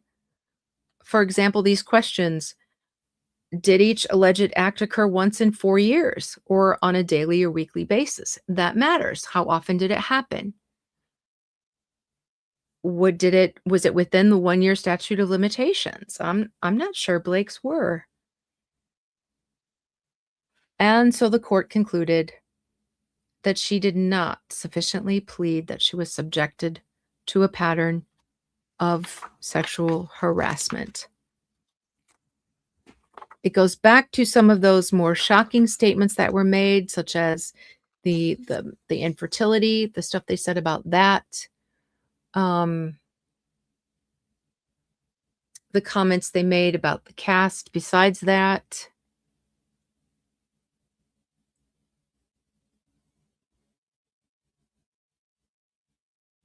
sorry, I'm reading because I don't want to say all of this. A lot of it is just so repetitious. One of the things she tried to say during her deposition when they asked, why didn't she say something? She says she was too appalled, mortified, and offended by the comments to even speak. So this is supposedly why she never brought it up during the time she was actually employed. She didn't bring it up until after she was fired. But because of her testimony, where she had described it as a junior high locker room, she described them as pimply-faced teenagers and silly little boys. That contradicts what she says about being too shocked to even speak. It shows that she didn't find it so horrifying that she was just frozen and speechless, because she already had expressed what effect it had on her, that it annoyed her, that she found it silly and ridiculous and immature. And so just like Blake, comments she made at the time were that, for example, with Jamie, that she said, I know you weren't trying to cop a look.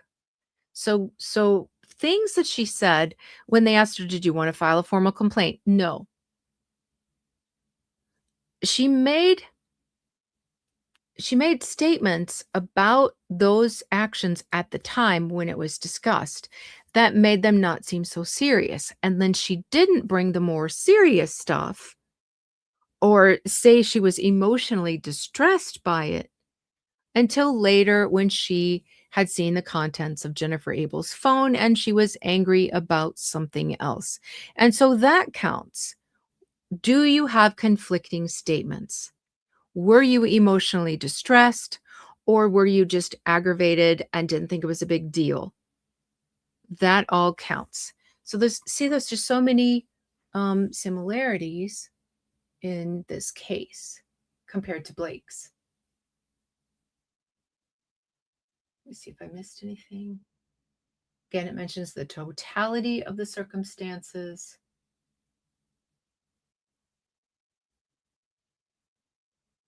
Whether or not a jury could, with the meager facts shown, find the conduct sufficiently meeting the standard.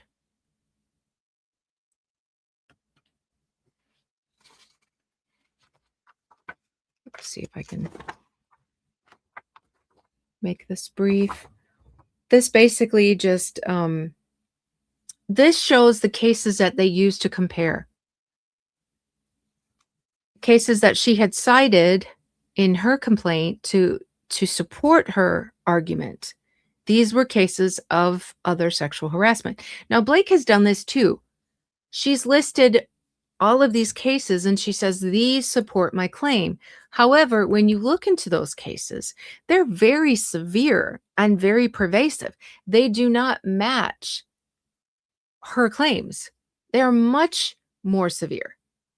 And so that's what this Supreme Court is doing here. They're talking about, well, this case, this happened. And that case, that happened. These were definitely not on the same level. So they're showing there is a standard, there is a difference in the cases you cited and the accusations that you're making that you claim meet the same standard, and they don't. They talk about how in some cases, if your boss walked up and smacked you in the butt, that would be sexual harassment. But they say in, for example, a professional football player's work environment, the coach may smack the butts of the players. And in that context, in that setting, it is not considered to be sexual harassment. So again, bringing out that context matters.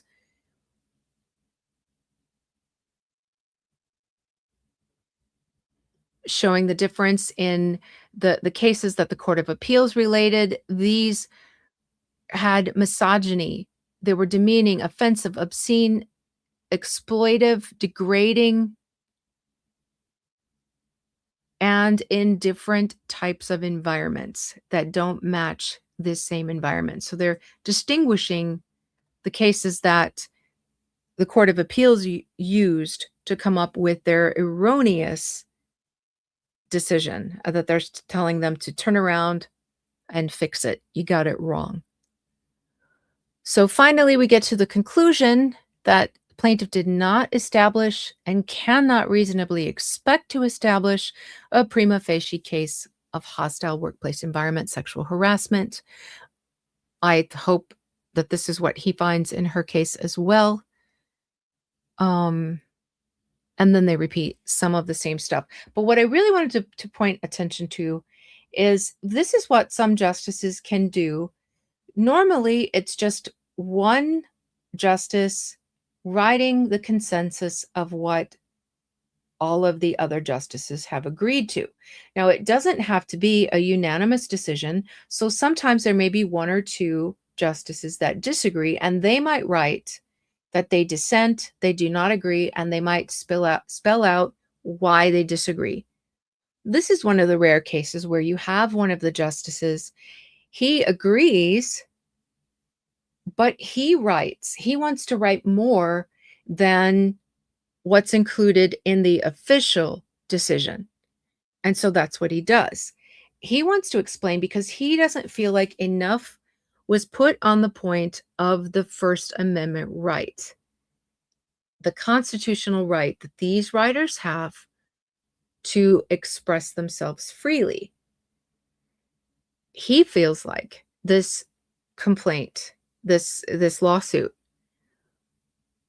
erodes their rights or attempts to trample on their First Amendment rights because, and he goes a lot more into context, saying that they are writers of the television show. They are engaged in creative process. They're writing adult comedy. and that as such, the First Amendment protects that creativity. He says it's entertainment, and entertainment has the same protections as news reporting. And news reporting, we know, is protected by the First Amendment right. And this is the first time I've seen this. I was not aware of this. That spills over into the entertainment business, according to his decision here. And he quotes quite a few cases to support that. So I didn't have time to look into all of those, but this is what he's saying, that she trampled on their First Amendment rights for freedom of expression that they are protected under, just like reporting the news was. That would put Justin in that category as well. This is binding authority under California law. Blake asked for California law. Her very, very expensive attorneys have not, I don't know if they didn't tell her it wasn't a good idea, or they didn't know it wasn't a good idea, or she just didn't listen and wants California law. Whatever the case, they have told the court that she wants California law applied. Well, that will be this case, because this is the highest court in California. And this is what they wrote in this decision, that Justin would be protected under the First Amendment of the Constitution during his creative writing process. She could not complain about what's being said under there. And that this is why these guys, even though their stuff was so gross, so disgusting, it is protected. This is why it didn't meet the legal standard. He says they push the limits, and they push the limits hard. He's not denying what they said was gross. Some of what they did might be incomprehensible to people unfamiliar with the creative process. So he is distinguishing the creative process. He says this is what creative people sometimes have to do. This case also came with a bunch of amicus briefs, and they came from Hollywood people. So what I was thinking about when I saw this is how many people in Hollywood are currently very, very upset with Blake right now for her accusations against Justin, because this woman made these accusations against writers, and it made the Writers Guild of America step up and write an amicus brief saying, what in the heck? You cannot find in favor of this. This is ridiculous. This is against the creative process. This is what creative people must do. This is not illegal. This is not a cause of action. This is what we do. Not only the Writers Guild, but the Directors Guild, the Screen Actors Guild, and 131 named individuals representing a who's who of television and motion picture writers and directors came together. All of these people came together to say, this woman is wrong. This is why she's wrong. Take our amicus briefs into consideration when you make this decision. If they did that for her, for a TV show, imagine how these same people feel about Blake's accusations against Justin for a Hollywood movie. And why? Because what these courts decide will affect all future projects. If this court finds in Blake's favor, that will mean that they're going to have to change their industry standards of what is allowable and how they go about formulating intimate scenes and writing intimate scenes. This will have a huge effect in Hollywood. That's why these people came together and wrote these briefs for this, because it would have affected TV. It would have affected writers in the creative process. And they're like, we cannot let this happen. So just imagine how these guilds and organizations, how they're taking this right now. And if the court finds in Blake's favor. I would think, judging by this, if it gets appealed, they're going to be filing these amicus briefs against Blake. And then what? She's already probably never going to get a good job again unless it's through Ryan or Sean Levy or Paul. What is it? Paul Feig or however you say his name. Imagine if it comes to this and she wins and upsets the whole industry standards and that has to appeal. If they all of these people got involved, imagine how much more so they'll get involved with her. Thank you, Gloria. If Blake ever is on another film set, she will get mocked. Absolutely. And if they don't do it to her face, they're sure going to be doing it behind her back. And here's what they say in these briefs. And he wanted this included on the record. The creative process must be unfettered. And then he talks about an old TV show called All in the Family. He says that this show pushed the limits in its day, but with race rather than sex. We were dealing with racism and constantly on dangerous ground. We cleaned up a lot of what was said in the room, and some people still found it offensive. It's hard to imagine All in the Family having been successfully written if the writers and others involved in the creative process, and here's the key, had to fear lawsuits by employees who claimed to be offended by the process of discovering what worked and did not work, what was funny and what was not funny. That led to the racial and ethnic humor actually used in the show. So this is in one of those amicus briefs. This is people who actually worked on this TV show saying it's a creative process, and just because it doesn't make it into an episode doesn't mean that it wasn't part of the creative process. You field things, you say things, you gauge people's reactions to things you say, you talk it over, then you decide what gets cut and what goes forward. And when you look at it in that context, you start to understand. These people are sitting there creating something out of nothing. What do you have to create? You have your own lived experiences. If you can't discuss those, if a decision is made in court that tells all future writers that they cannot discuss their own personal relationships, that ends it, and that will block creativity in the future, because what do you know better than your own lived experience? So now you can start to understand why this atmosphere would allow such vile language to be used. They have to get into that zone and they have to test this stuff out. Have I gone too far when I said this?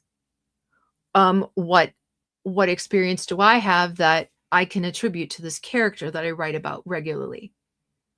And now you start to see, okay, all right, I get it. Yeah, it's gross, but I get why the law has to be this way.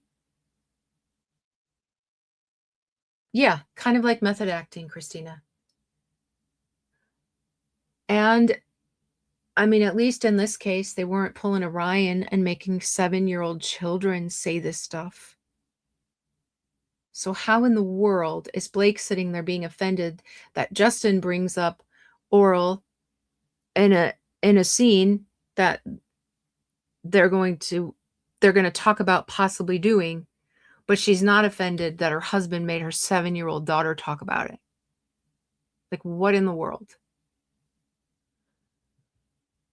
And if this goes into law, that's going to limit Ryan's weird ad-libbing and the vulgarity he puts in everything he does. I saw that. Gloria says, after all of this comes out about Ryan making a 7-year-old say inappropriate things, he's now reading children's stories and Nickelodeon. Let that settle in. I think we need to find out who made that decision, and they need some correspondence, shall we say? Oh, thank you, Daphne. She should. Ms. Areno says the daughter's going to sue her dad in 10 years. I would. I mean, imagine what kids at school might be saying about that. That's so gross and traumatic. She didn't want to do it. So gross. Imagine what those poor kids are subjected to with him as their father. Okay, and then they continue. We must not permit juries to dissect the creative process in order to determine what was necessary to achieve the final product and what was not, and to impose liability for harassment for that portion deemed unnecessary. Creativity is, by its nature, creative. It is unpredictable. Much that is not obvious can be necessary to the creative process. Accordingly, courts may not constitutionally ask whether challenge speech was necessary for its intended purpose. They're saying it's all part of the creative process and it's not within the court's right to determine what's part of that creative process, that protected creative process. So it really this case I feel like brings so much light onto excuse me, this decision that Judge Lyman is making as we speak, and I really hope he reads every word of this decision. It's meaningless. Oh wait, no, I'll skip that because it was kind of already mentioned. The process includes many dead ends that are not reflected in the final work, but the dead ends are part of creating the final work. The fact that one approach or suggestion is not productive is part of the process of creativity reaching the end result. Maybe they said something and everybody's like, whoa, that's gone way too far, dude. It doesn't mean that it wasn't part of the creative process. They say that it is necessary. And the Writers Guild brief explained it similarly. The creative person tries one notion after another before coming up with the final product. Writers are like scavengers and get their ideas wherever they can. 90% of everything doesn't work, says Lear. That's why it's so hard. That's why you spend so much time there. Lear puts it this way. There were things we said we could never print. That's true of racism or any touchy subject. That's what it takes to make a great show. Smart people sitting in a room, going wherever they want. It is impossible to imagine how writers, directors, and actors could work together if they had to worry about doing only what was creatively necessary in order not to offend a worker on the set. And they also mentioned somewhere in here, I can't find it now, that how much it would hamper the process if they had to sit there and worry about being sued because they've offended somebody. So, legal standards are not about feelings. They're not about, oh, that has the appearance of being inappropriate. They're based in cases like the ones we considered today. And there's reasons for all of those. And these cases weren't just decided in a lower court. They went up to appellate courts. They went up to the U.S. Supreme Court. They went up to the state Supreme Court. These were well thought out. They were not just determined by a jury who may sometimes get things wrong because they don't understand. They've never sat in a writer's room and seen a creative process, so they can't imagine it. But when you get to the appellate court, you're dealing with justices sitting there deciding, not juries. And then you get to the state Supreme Court or the U.S. Supreme Court, really, really experienced, learned people who know the law inside out, sat there as a group, not as one man or one woman, but as a group and discussed these cases and came to this decision. And in most of these cases we went through today, they were unanimous. There wasn't anybody dissenting. So legally, I feel like this case alone, I mean, we went through some others too that kill her claims, but this case alone, I think if applied correctly, will destroy her complaints, her federal complaints, her state complaints. They've all been just disseminated. I mean, that's my opinion. What do you guys think? Oh, good grief. It's been over 2.5 hours. That's very, very long. I might move this directly to members maybe, and then tomorrow edit it down a little bit. I don't know, because there was a lot of repetition. But let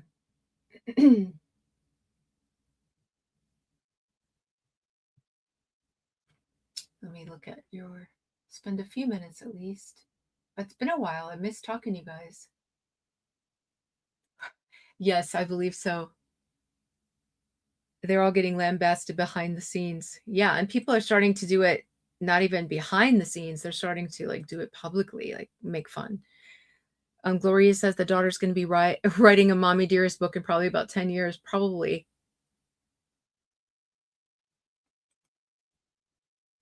I think so too. Gloria says, I bet there are a lot of actors annoyed with Blake. Oh, you better believe it.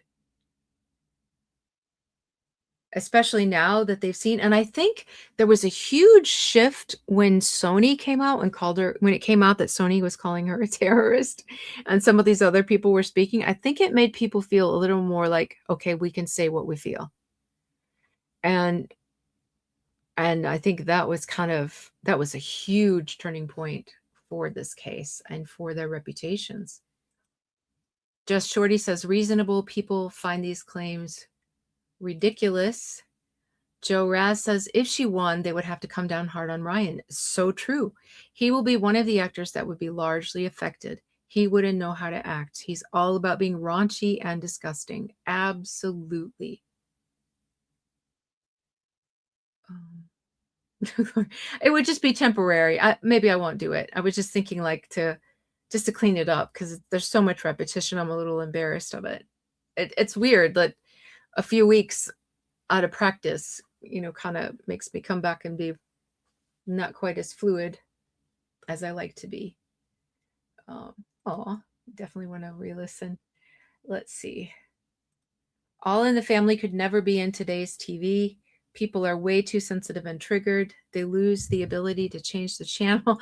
Yes, and choose not to watch it. They want it taken off the air. That's true.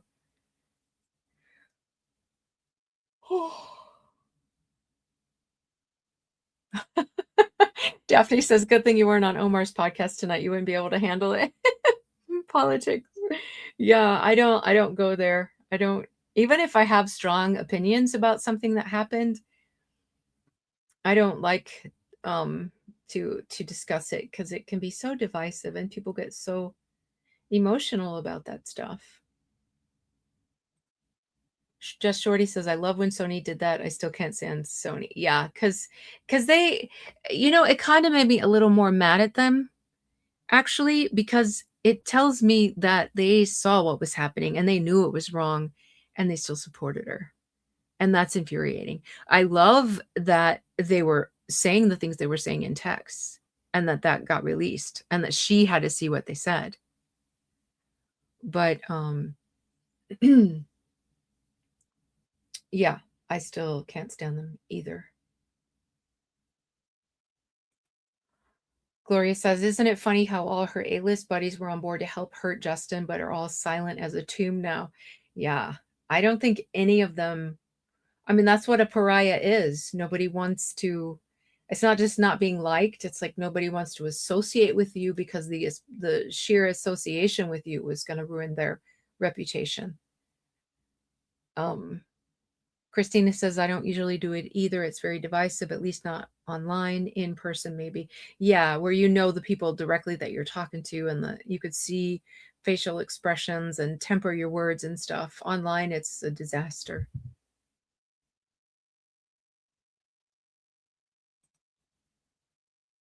The Vanna Johnson says the Nickelodeon Junior show was made 2 years ago for Paramount and recently obtained for the network. Oh, the one where he's reading to kids? I wondered about that because he had a failed channel. He had an agreement with Tubi. Was it Tubi?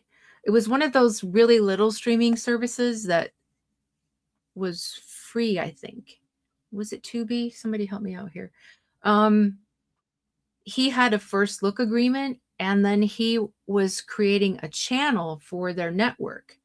And he made some shows that were supposed to be for his channel, but it all failed, terribly failed, and it ended up being canceled. He had a channel for a very short period of time, but nobody watched it, and so it was canceled. It was a massive failure. But I wondered if it was part of that, and then it got passed along to somebody else. Because there's a movie that he yeah, there's something that he had that was filmed and finished like in 2024, and it's just now coming out, and people thought, "Oh, he was signed on for a new movie," and it wasn't. It wasn't new at all. It was 2 years old. It's just that it just now got put out. But like as far as her, I don't think she has anything in progress, and a lot of his stuff got cut. Um Just Shorty says, sidebar related, Ryan Reynolds is not this mega talented dude. As KO and others have aptly pointed out, prior to Deadpool, he was a mediocre working actor and still is. Absolutely. He had so many failures. So many of his movies lost money. I had read an article that said that Deadpool revived his dead career. They described it as dead, and I was like, what are they talking about? He's a very successful actor. But when I actually did the research, he's a prolific actor. He is not a successful actor. He had so many flops that some of the stuff he did right before Deadpool, he wasn't even named.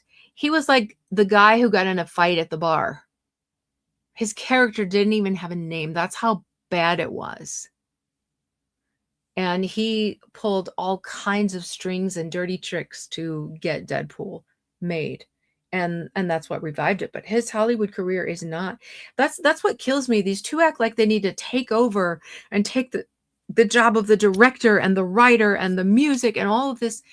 And it's like, you guys really are not these wildly successful people that know the business inside and out.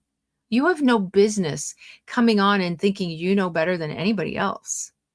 Like Blake's biggest achievement to date is being on Gossip Girl as a teenager. Like, where does she get off saying, I should get to be the director, I should get to be the writer, I should get to do all of this? Based on what? Now, someone like Scarlett Johansson just had her directorial debut with oh my gosh, I cannot think of the name of it. Oh, what is that called? I just watched it. It was so good. She went through years and years and years, and she made so many hugely successful movies. She's one of Hollywood's highest paid actors, and she just now had her directorial debut.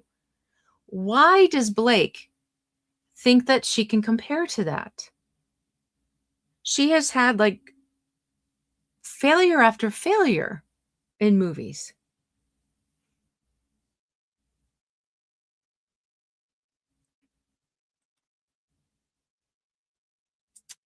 Was Oberon? I know that I saw that on my map. I know that I at least I drove through it, but I don't think we stopped there. Yeah. Oh my goodness, we saw so many beautiful things. So many beautiful things. I really and I started reading so much about the places and the people, and it's so interesting. I want to know that too, Miserino. Why is her PGA credit not yet removed? I know there's um petitions out there and stuff, and I know petitions don't they're not usually successful, but you'd think that the shame of it would make them want to, like, seeing how it all came to be now, they should have to remove it because it was not appropriately earned. um Christine says, think about what's going to happen to Blake when, if she wins, how all actors will treat her. I've noticed quite a few actresses have come out and spoken out against intimacy coordinators. It's almost like they're afraid that Blake's case is going to cause, because right now, intimacy coordinators are encouraged, but they are not mandatory. And I think that the reason several of them, including big ones like Gwyneth Paltrow, have come forward and said, I do not like this, I do not use this, I do not want this, is because they do not want it to become mandatory. And I think they're afraid this case is going to make it mandatory. And if it does, it sounds like they will not be happy with her for being the cause of it. Daphne asks, when do you think Judge Lyman will rule? Do you have any optimism or faith in Judge Lyman? I think I won't be surprised if it's at least another month. I think it could go as late as like right before trial, especially now that did you see we had a new filing? I think it was yesterday, where both sides jointly requested a change in the due dates for the pretrial filings. And I wanted to do an episode about what those are so that you understand what they all mean. I've talked about like motions in limine before, but I wanted to explain the process of what that all means. But they've asked for those to be um, put off a little bit. And so I think that's going to also make him feel like he has a little more time. As far as do I have any optimism or faith in Judge Lyman, not so much in him, but in the fact that there is so much binding authority, like these U.S. Supreme Court cases will be considered, and the Second Circuit binding authority cases, and the California Supreme Court cases. I think that even he will understand that if he rules against those, he will get appealed. And judges don't want to be appealed, and they really don't want to be overturned. So I think, okay, my personal opinion, I think that he will give her more leniency than he should.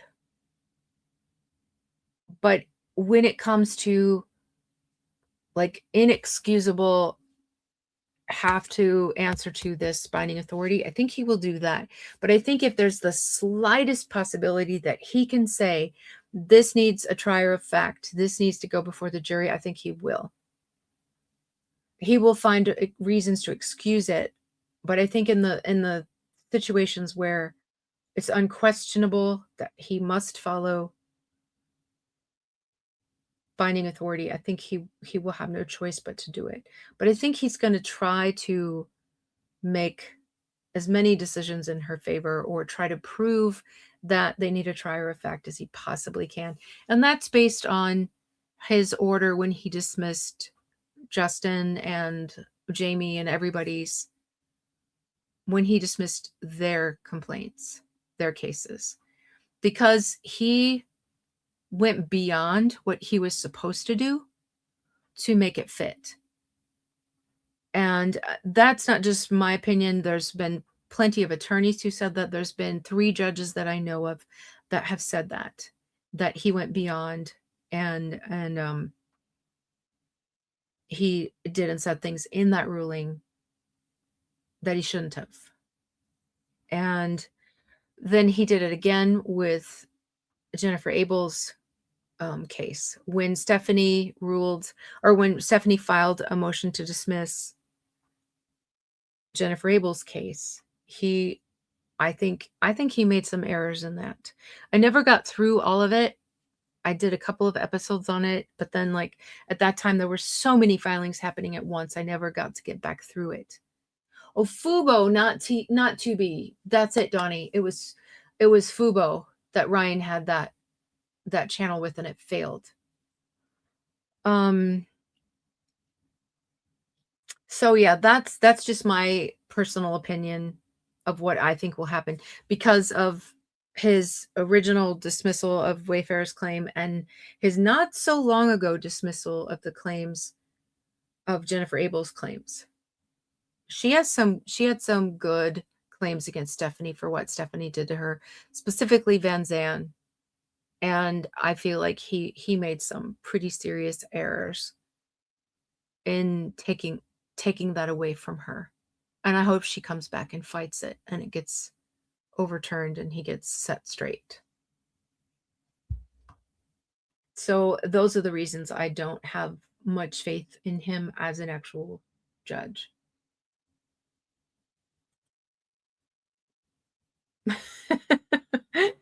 Yeah, that's a good question, Tina. Why would any director want to work with real actors when they do these movies with AI? AI has almost taken over the music industry, and don't get me started on art. Yeah, I mean, uh, too many of these litigious actors are going to ruin it, and AI will happily take over. You didn't know he was in the proposal? He looked very different then. I want to go through his pictures and see if he might have had some little procedures done, because I feel like he doesn't look like he looked like when he was young. I don't know if it's just like the thinning of his face, like a natural thinning of his face. Because when you're more youthful, you've got more the skin and the fat on your face is thicker and stronger, and as it starts to weaken and fall, it does thin out your features a little bit, but it's yeah, I don't know. He does look different. I don't know if he had surgery.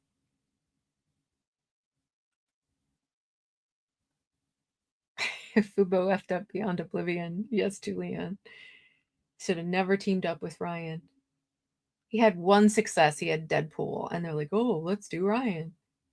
But I think they probably had the same opinion I did because he was prolific. He was in so many things. You just assume he's a successful actor. If you don't actually look into it, you don't realize what a failure he actually was.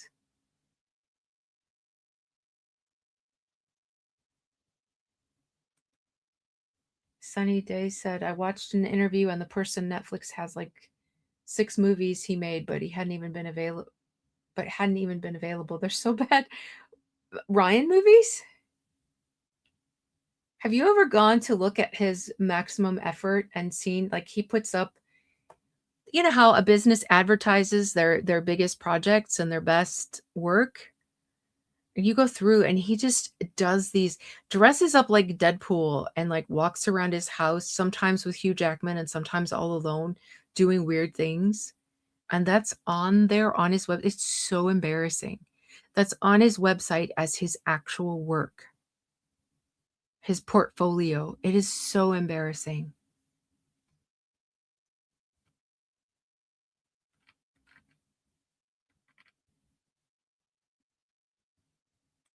I think so too, Gloria. Gloria says that Blake has mental competition inside her head or one-sided competition with Scarlett Johansson, Margot um, Robbie, and Jennifer Lawrence.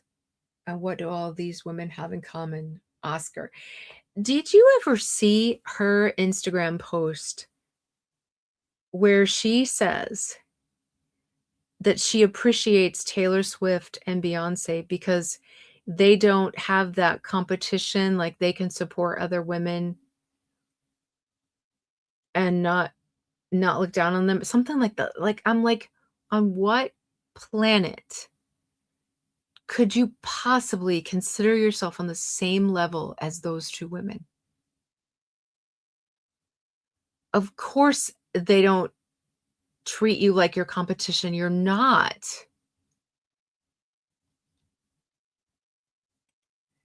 Christina says they bury their failures or blame others for them and highlight their wins so they seem more successful than they really are, in my opinion. I agree. Sometimes just that attitude that people can express gives that it just sends that message, and there are a lot of people who believe in it without looking too deep.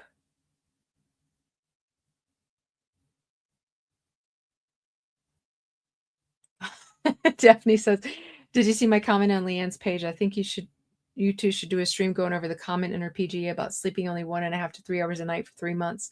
Side effects include psychosis. It really does.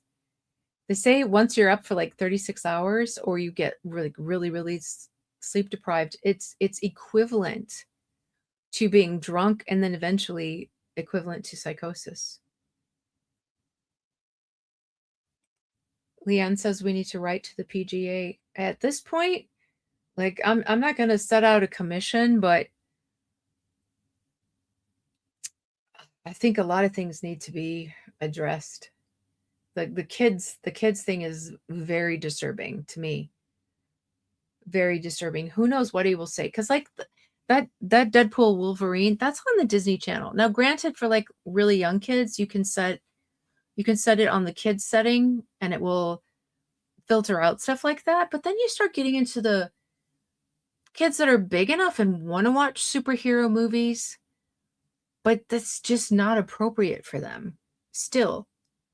And it's just sick to me that it's a Disney movie. I feel like I was just watching this program about Imagineering and about the history of Disney, and it showed like all his contributions and what he did and the reasons behind like why he built Disneyland, because he would take his daughters, and one of his daughters was adopted. And I always love people who adopt and are able to give that child the same love they can give to their biological children. But he would take his daughters to parks, and he said it was so boring for the parents. They were all just sitting there while their kids went on the carousel rides. And he wanted to do something that parents could do with their children. So the reasons behind his stuff, and just like who he seems to have been, I don't know him personally. He died before I was born, but who he seemed to be by what we know of him, I feel like his motivations were so pure for the things that he created. And I feel like if he saw that on his channel, he would be absolutely disgusted and would remove it himself.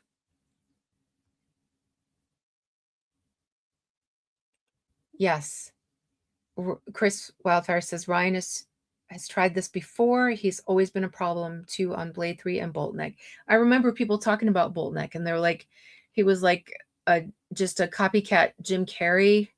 That's all he wanted to do, and he kept changing it. I mean, it's pretty much, I call him Timu Jim Carrey, but not just Jim Carrey, but there was one specific character Jim Carrey always did.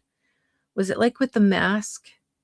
I feel like that's Ryan. He's like this caricature and he can't overcome that. Like in The Proposal, he was different. I did see that movie because I love Betty White and I love Sandra Bullock. And what is it? Mary Steenburgen? Is that her name? There were so many other good ones in that, that they kind of carried it for him.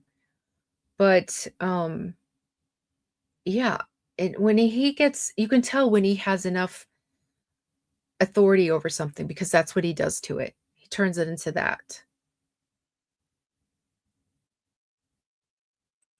Yes, I love Leanne's channel. Gloria says if you go over to Leanne Newton, she goes over how people can complain to get her PGA taken away. She has been putting out just video after video, and they're so good. She finds these little scraps of details and makes something amazing out of it. She said it's not done with the petition. A petition will not matter. Yeah, petitions don't really have much success. You have to find the right person at PGA, and you have to write them an impassioned letter with facts and evidence, not your feelings. I tagged the PGA people on X. Because yeah, you have to get to those people. I don't know, Christina. Christina asked, does someone have to request to have her PGA removed? Like someone in the PGA. I don't know how that works.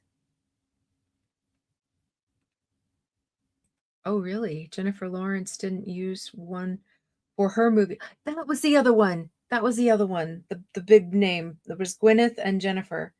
That she didn't use them for her movie with Robert Pattinson, and she made a slight subtle dig about Blake Lively. I think more people are gonna start being more open about their criticism.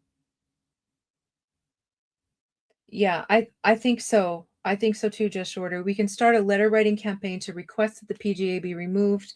This is so important, guys. If you come off aggressive and rude, they're not even going to finish reading your letter.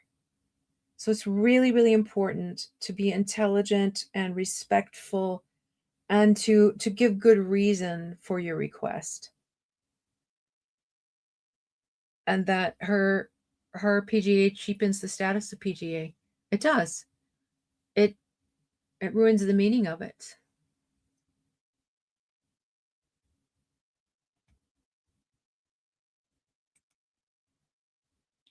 Ah, Sunny Day says Leanne also said we could write letters to the PGA Directors Guild for Sean Levy and Ryan for violating their rules and guidelines. I agree. I agree. Oh, I leaned back. I leaned too far back in my chair. Sorry. Did my mic drop out? Yeah, I leaned too far back. I'm getting sleepy. um, yeah, I agree, Just Shorty. Lyman will desperately try to split the baby, in my opinion.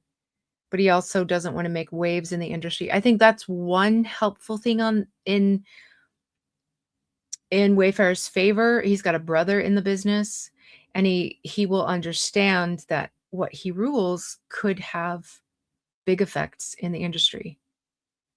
And, could cause his brother to become a pariah. Um that will be one thing that holds him back, but I think he will try to cop out and make it a jury decision.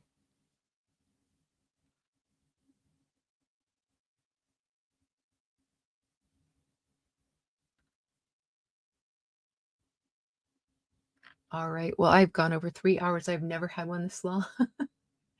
I think I'm gonna have to. I was trying to get to all your comments because you guys toughed it out this long, and it's been so long um since I got to chat with you.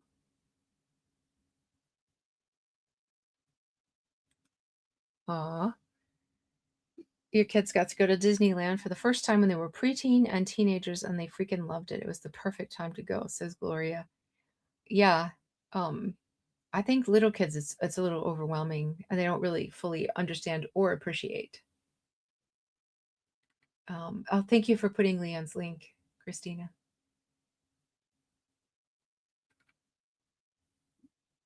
Donnie says anyone can request a removal of PGA.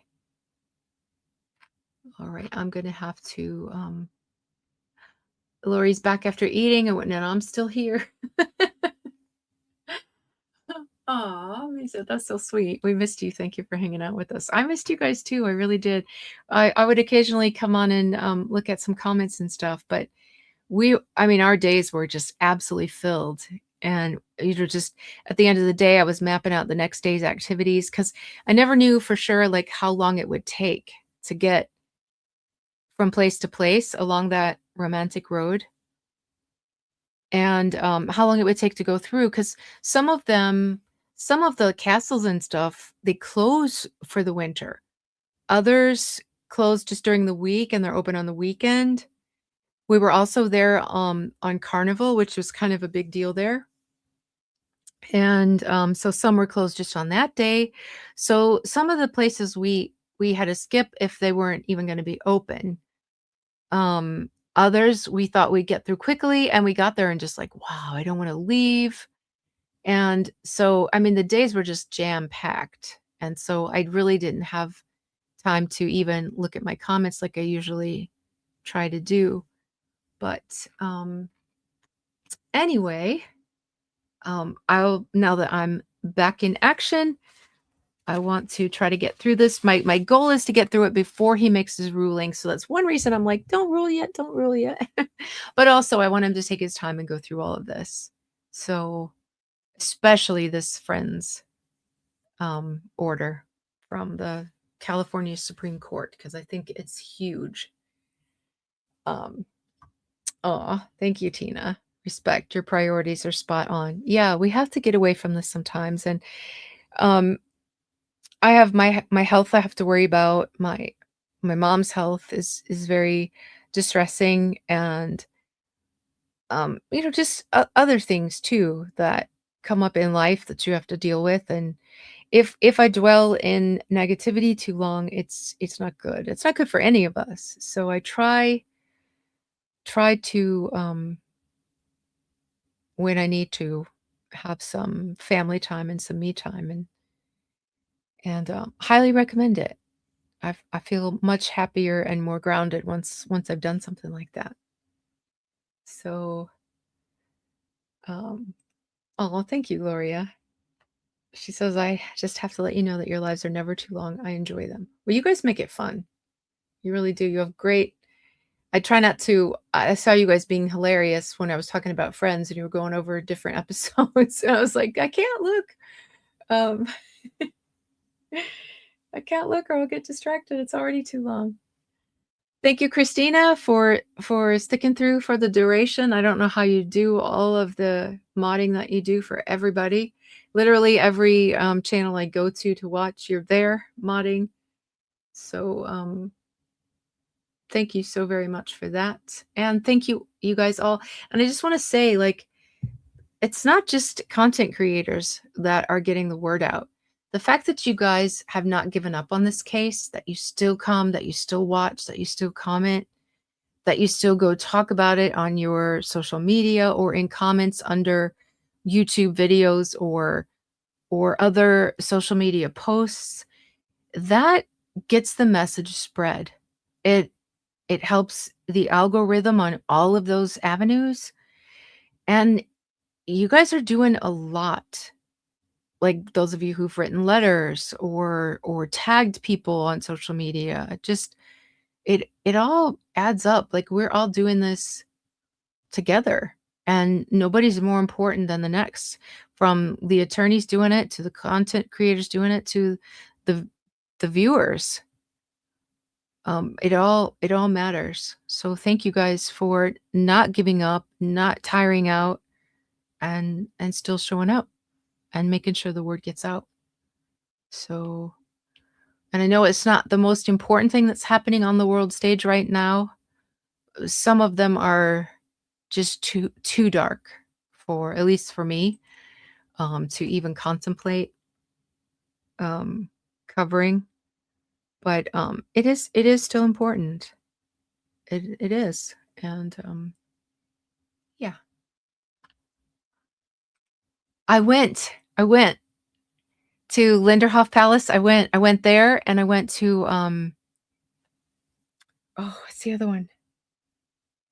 The huge one that's because Linderhof is like a little Versailles. It's like an we used to be a hunting lodge, and then there's the big one that's like he really wanted to make look like Versailles, where he has like an altar to King Louis the 14th, a bedroom that he wouldn't even sleep in because it was devoted to Louis. What is that one called? It was so beautiful.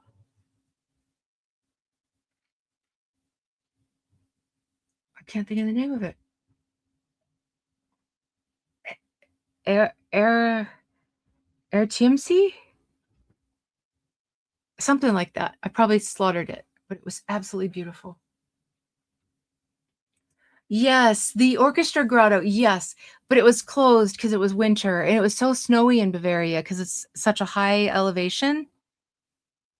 And so it was cold and snowy, and the grotto, like he would float around on this like clamshell boat. And well, you know what, I'm going to put that in my travel series because it's just so funny. But yeah, there's water and stuff there, and so that part was all like covered and closed off, so I didn't get to see that in full effect. But it was still, there's something about seeing the castles covered in snow too that's just absolutely amazing. But I feel like it'll take me years to see everything I want to see in Germany. Yes, that's it. That's the name. So, yeah. I'm obsessed with Ludwig's story and now Otto's story. It's like heartbreaking and so interesting. But yeah, I can't wait to do an episode about that. But thank you guys so much. I'm gonna say good night now and eat my dinner. And I still got my lunch sitting here. I didn't even finish that. I was just too busy. I'm afraid if I take a bite, it's gonna like get me off track. So anyway, have a wonderful, wonderful night, and thank you for joining me.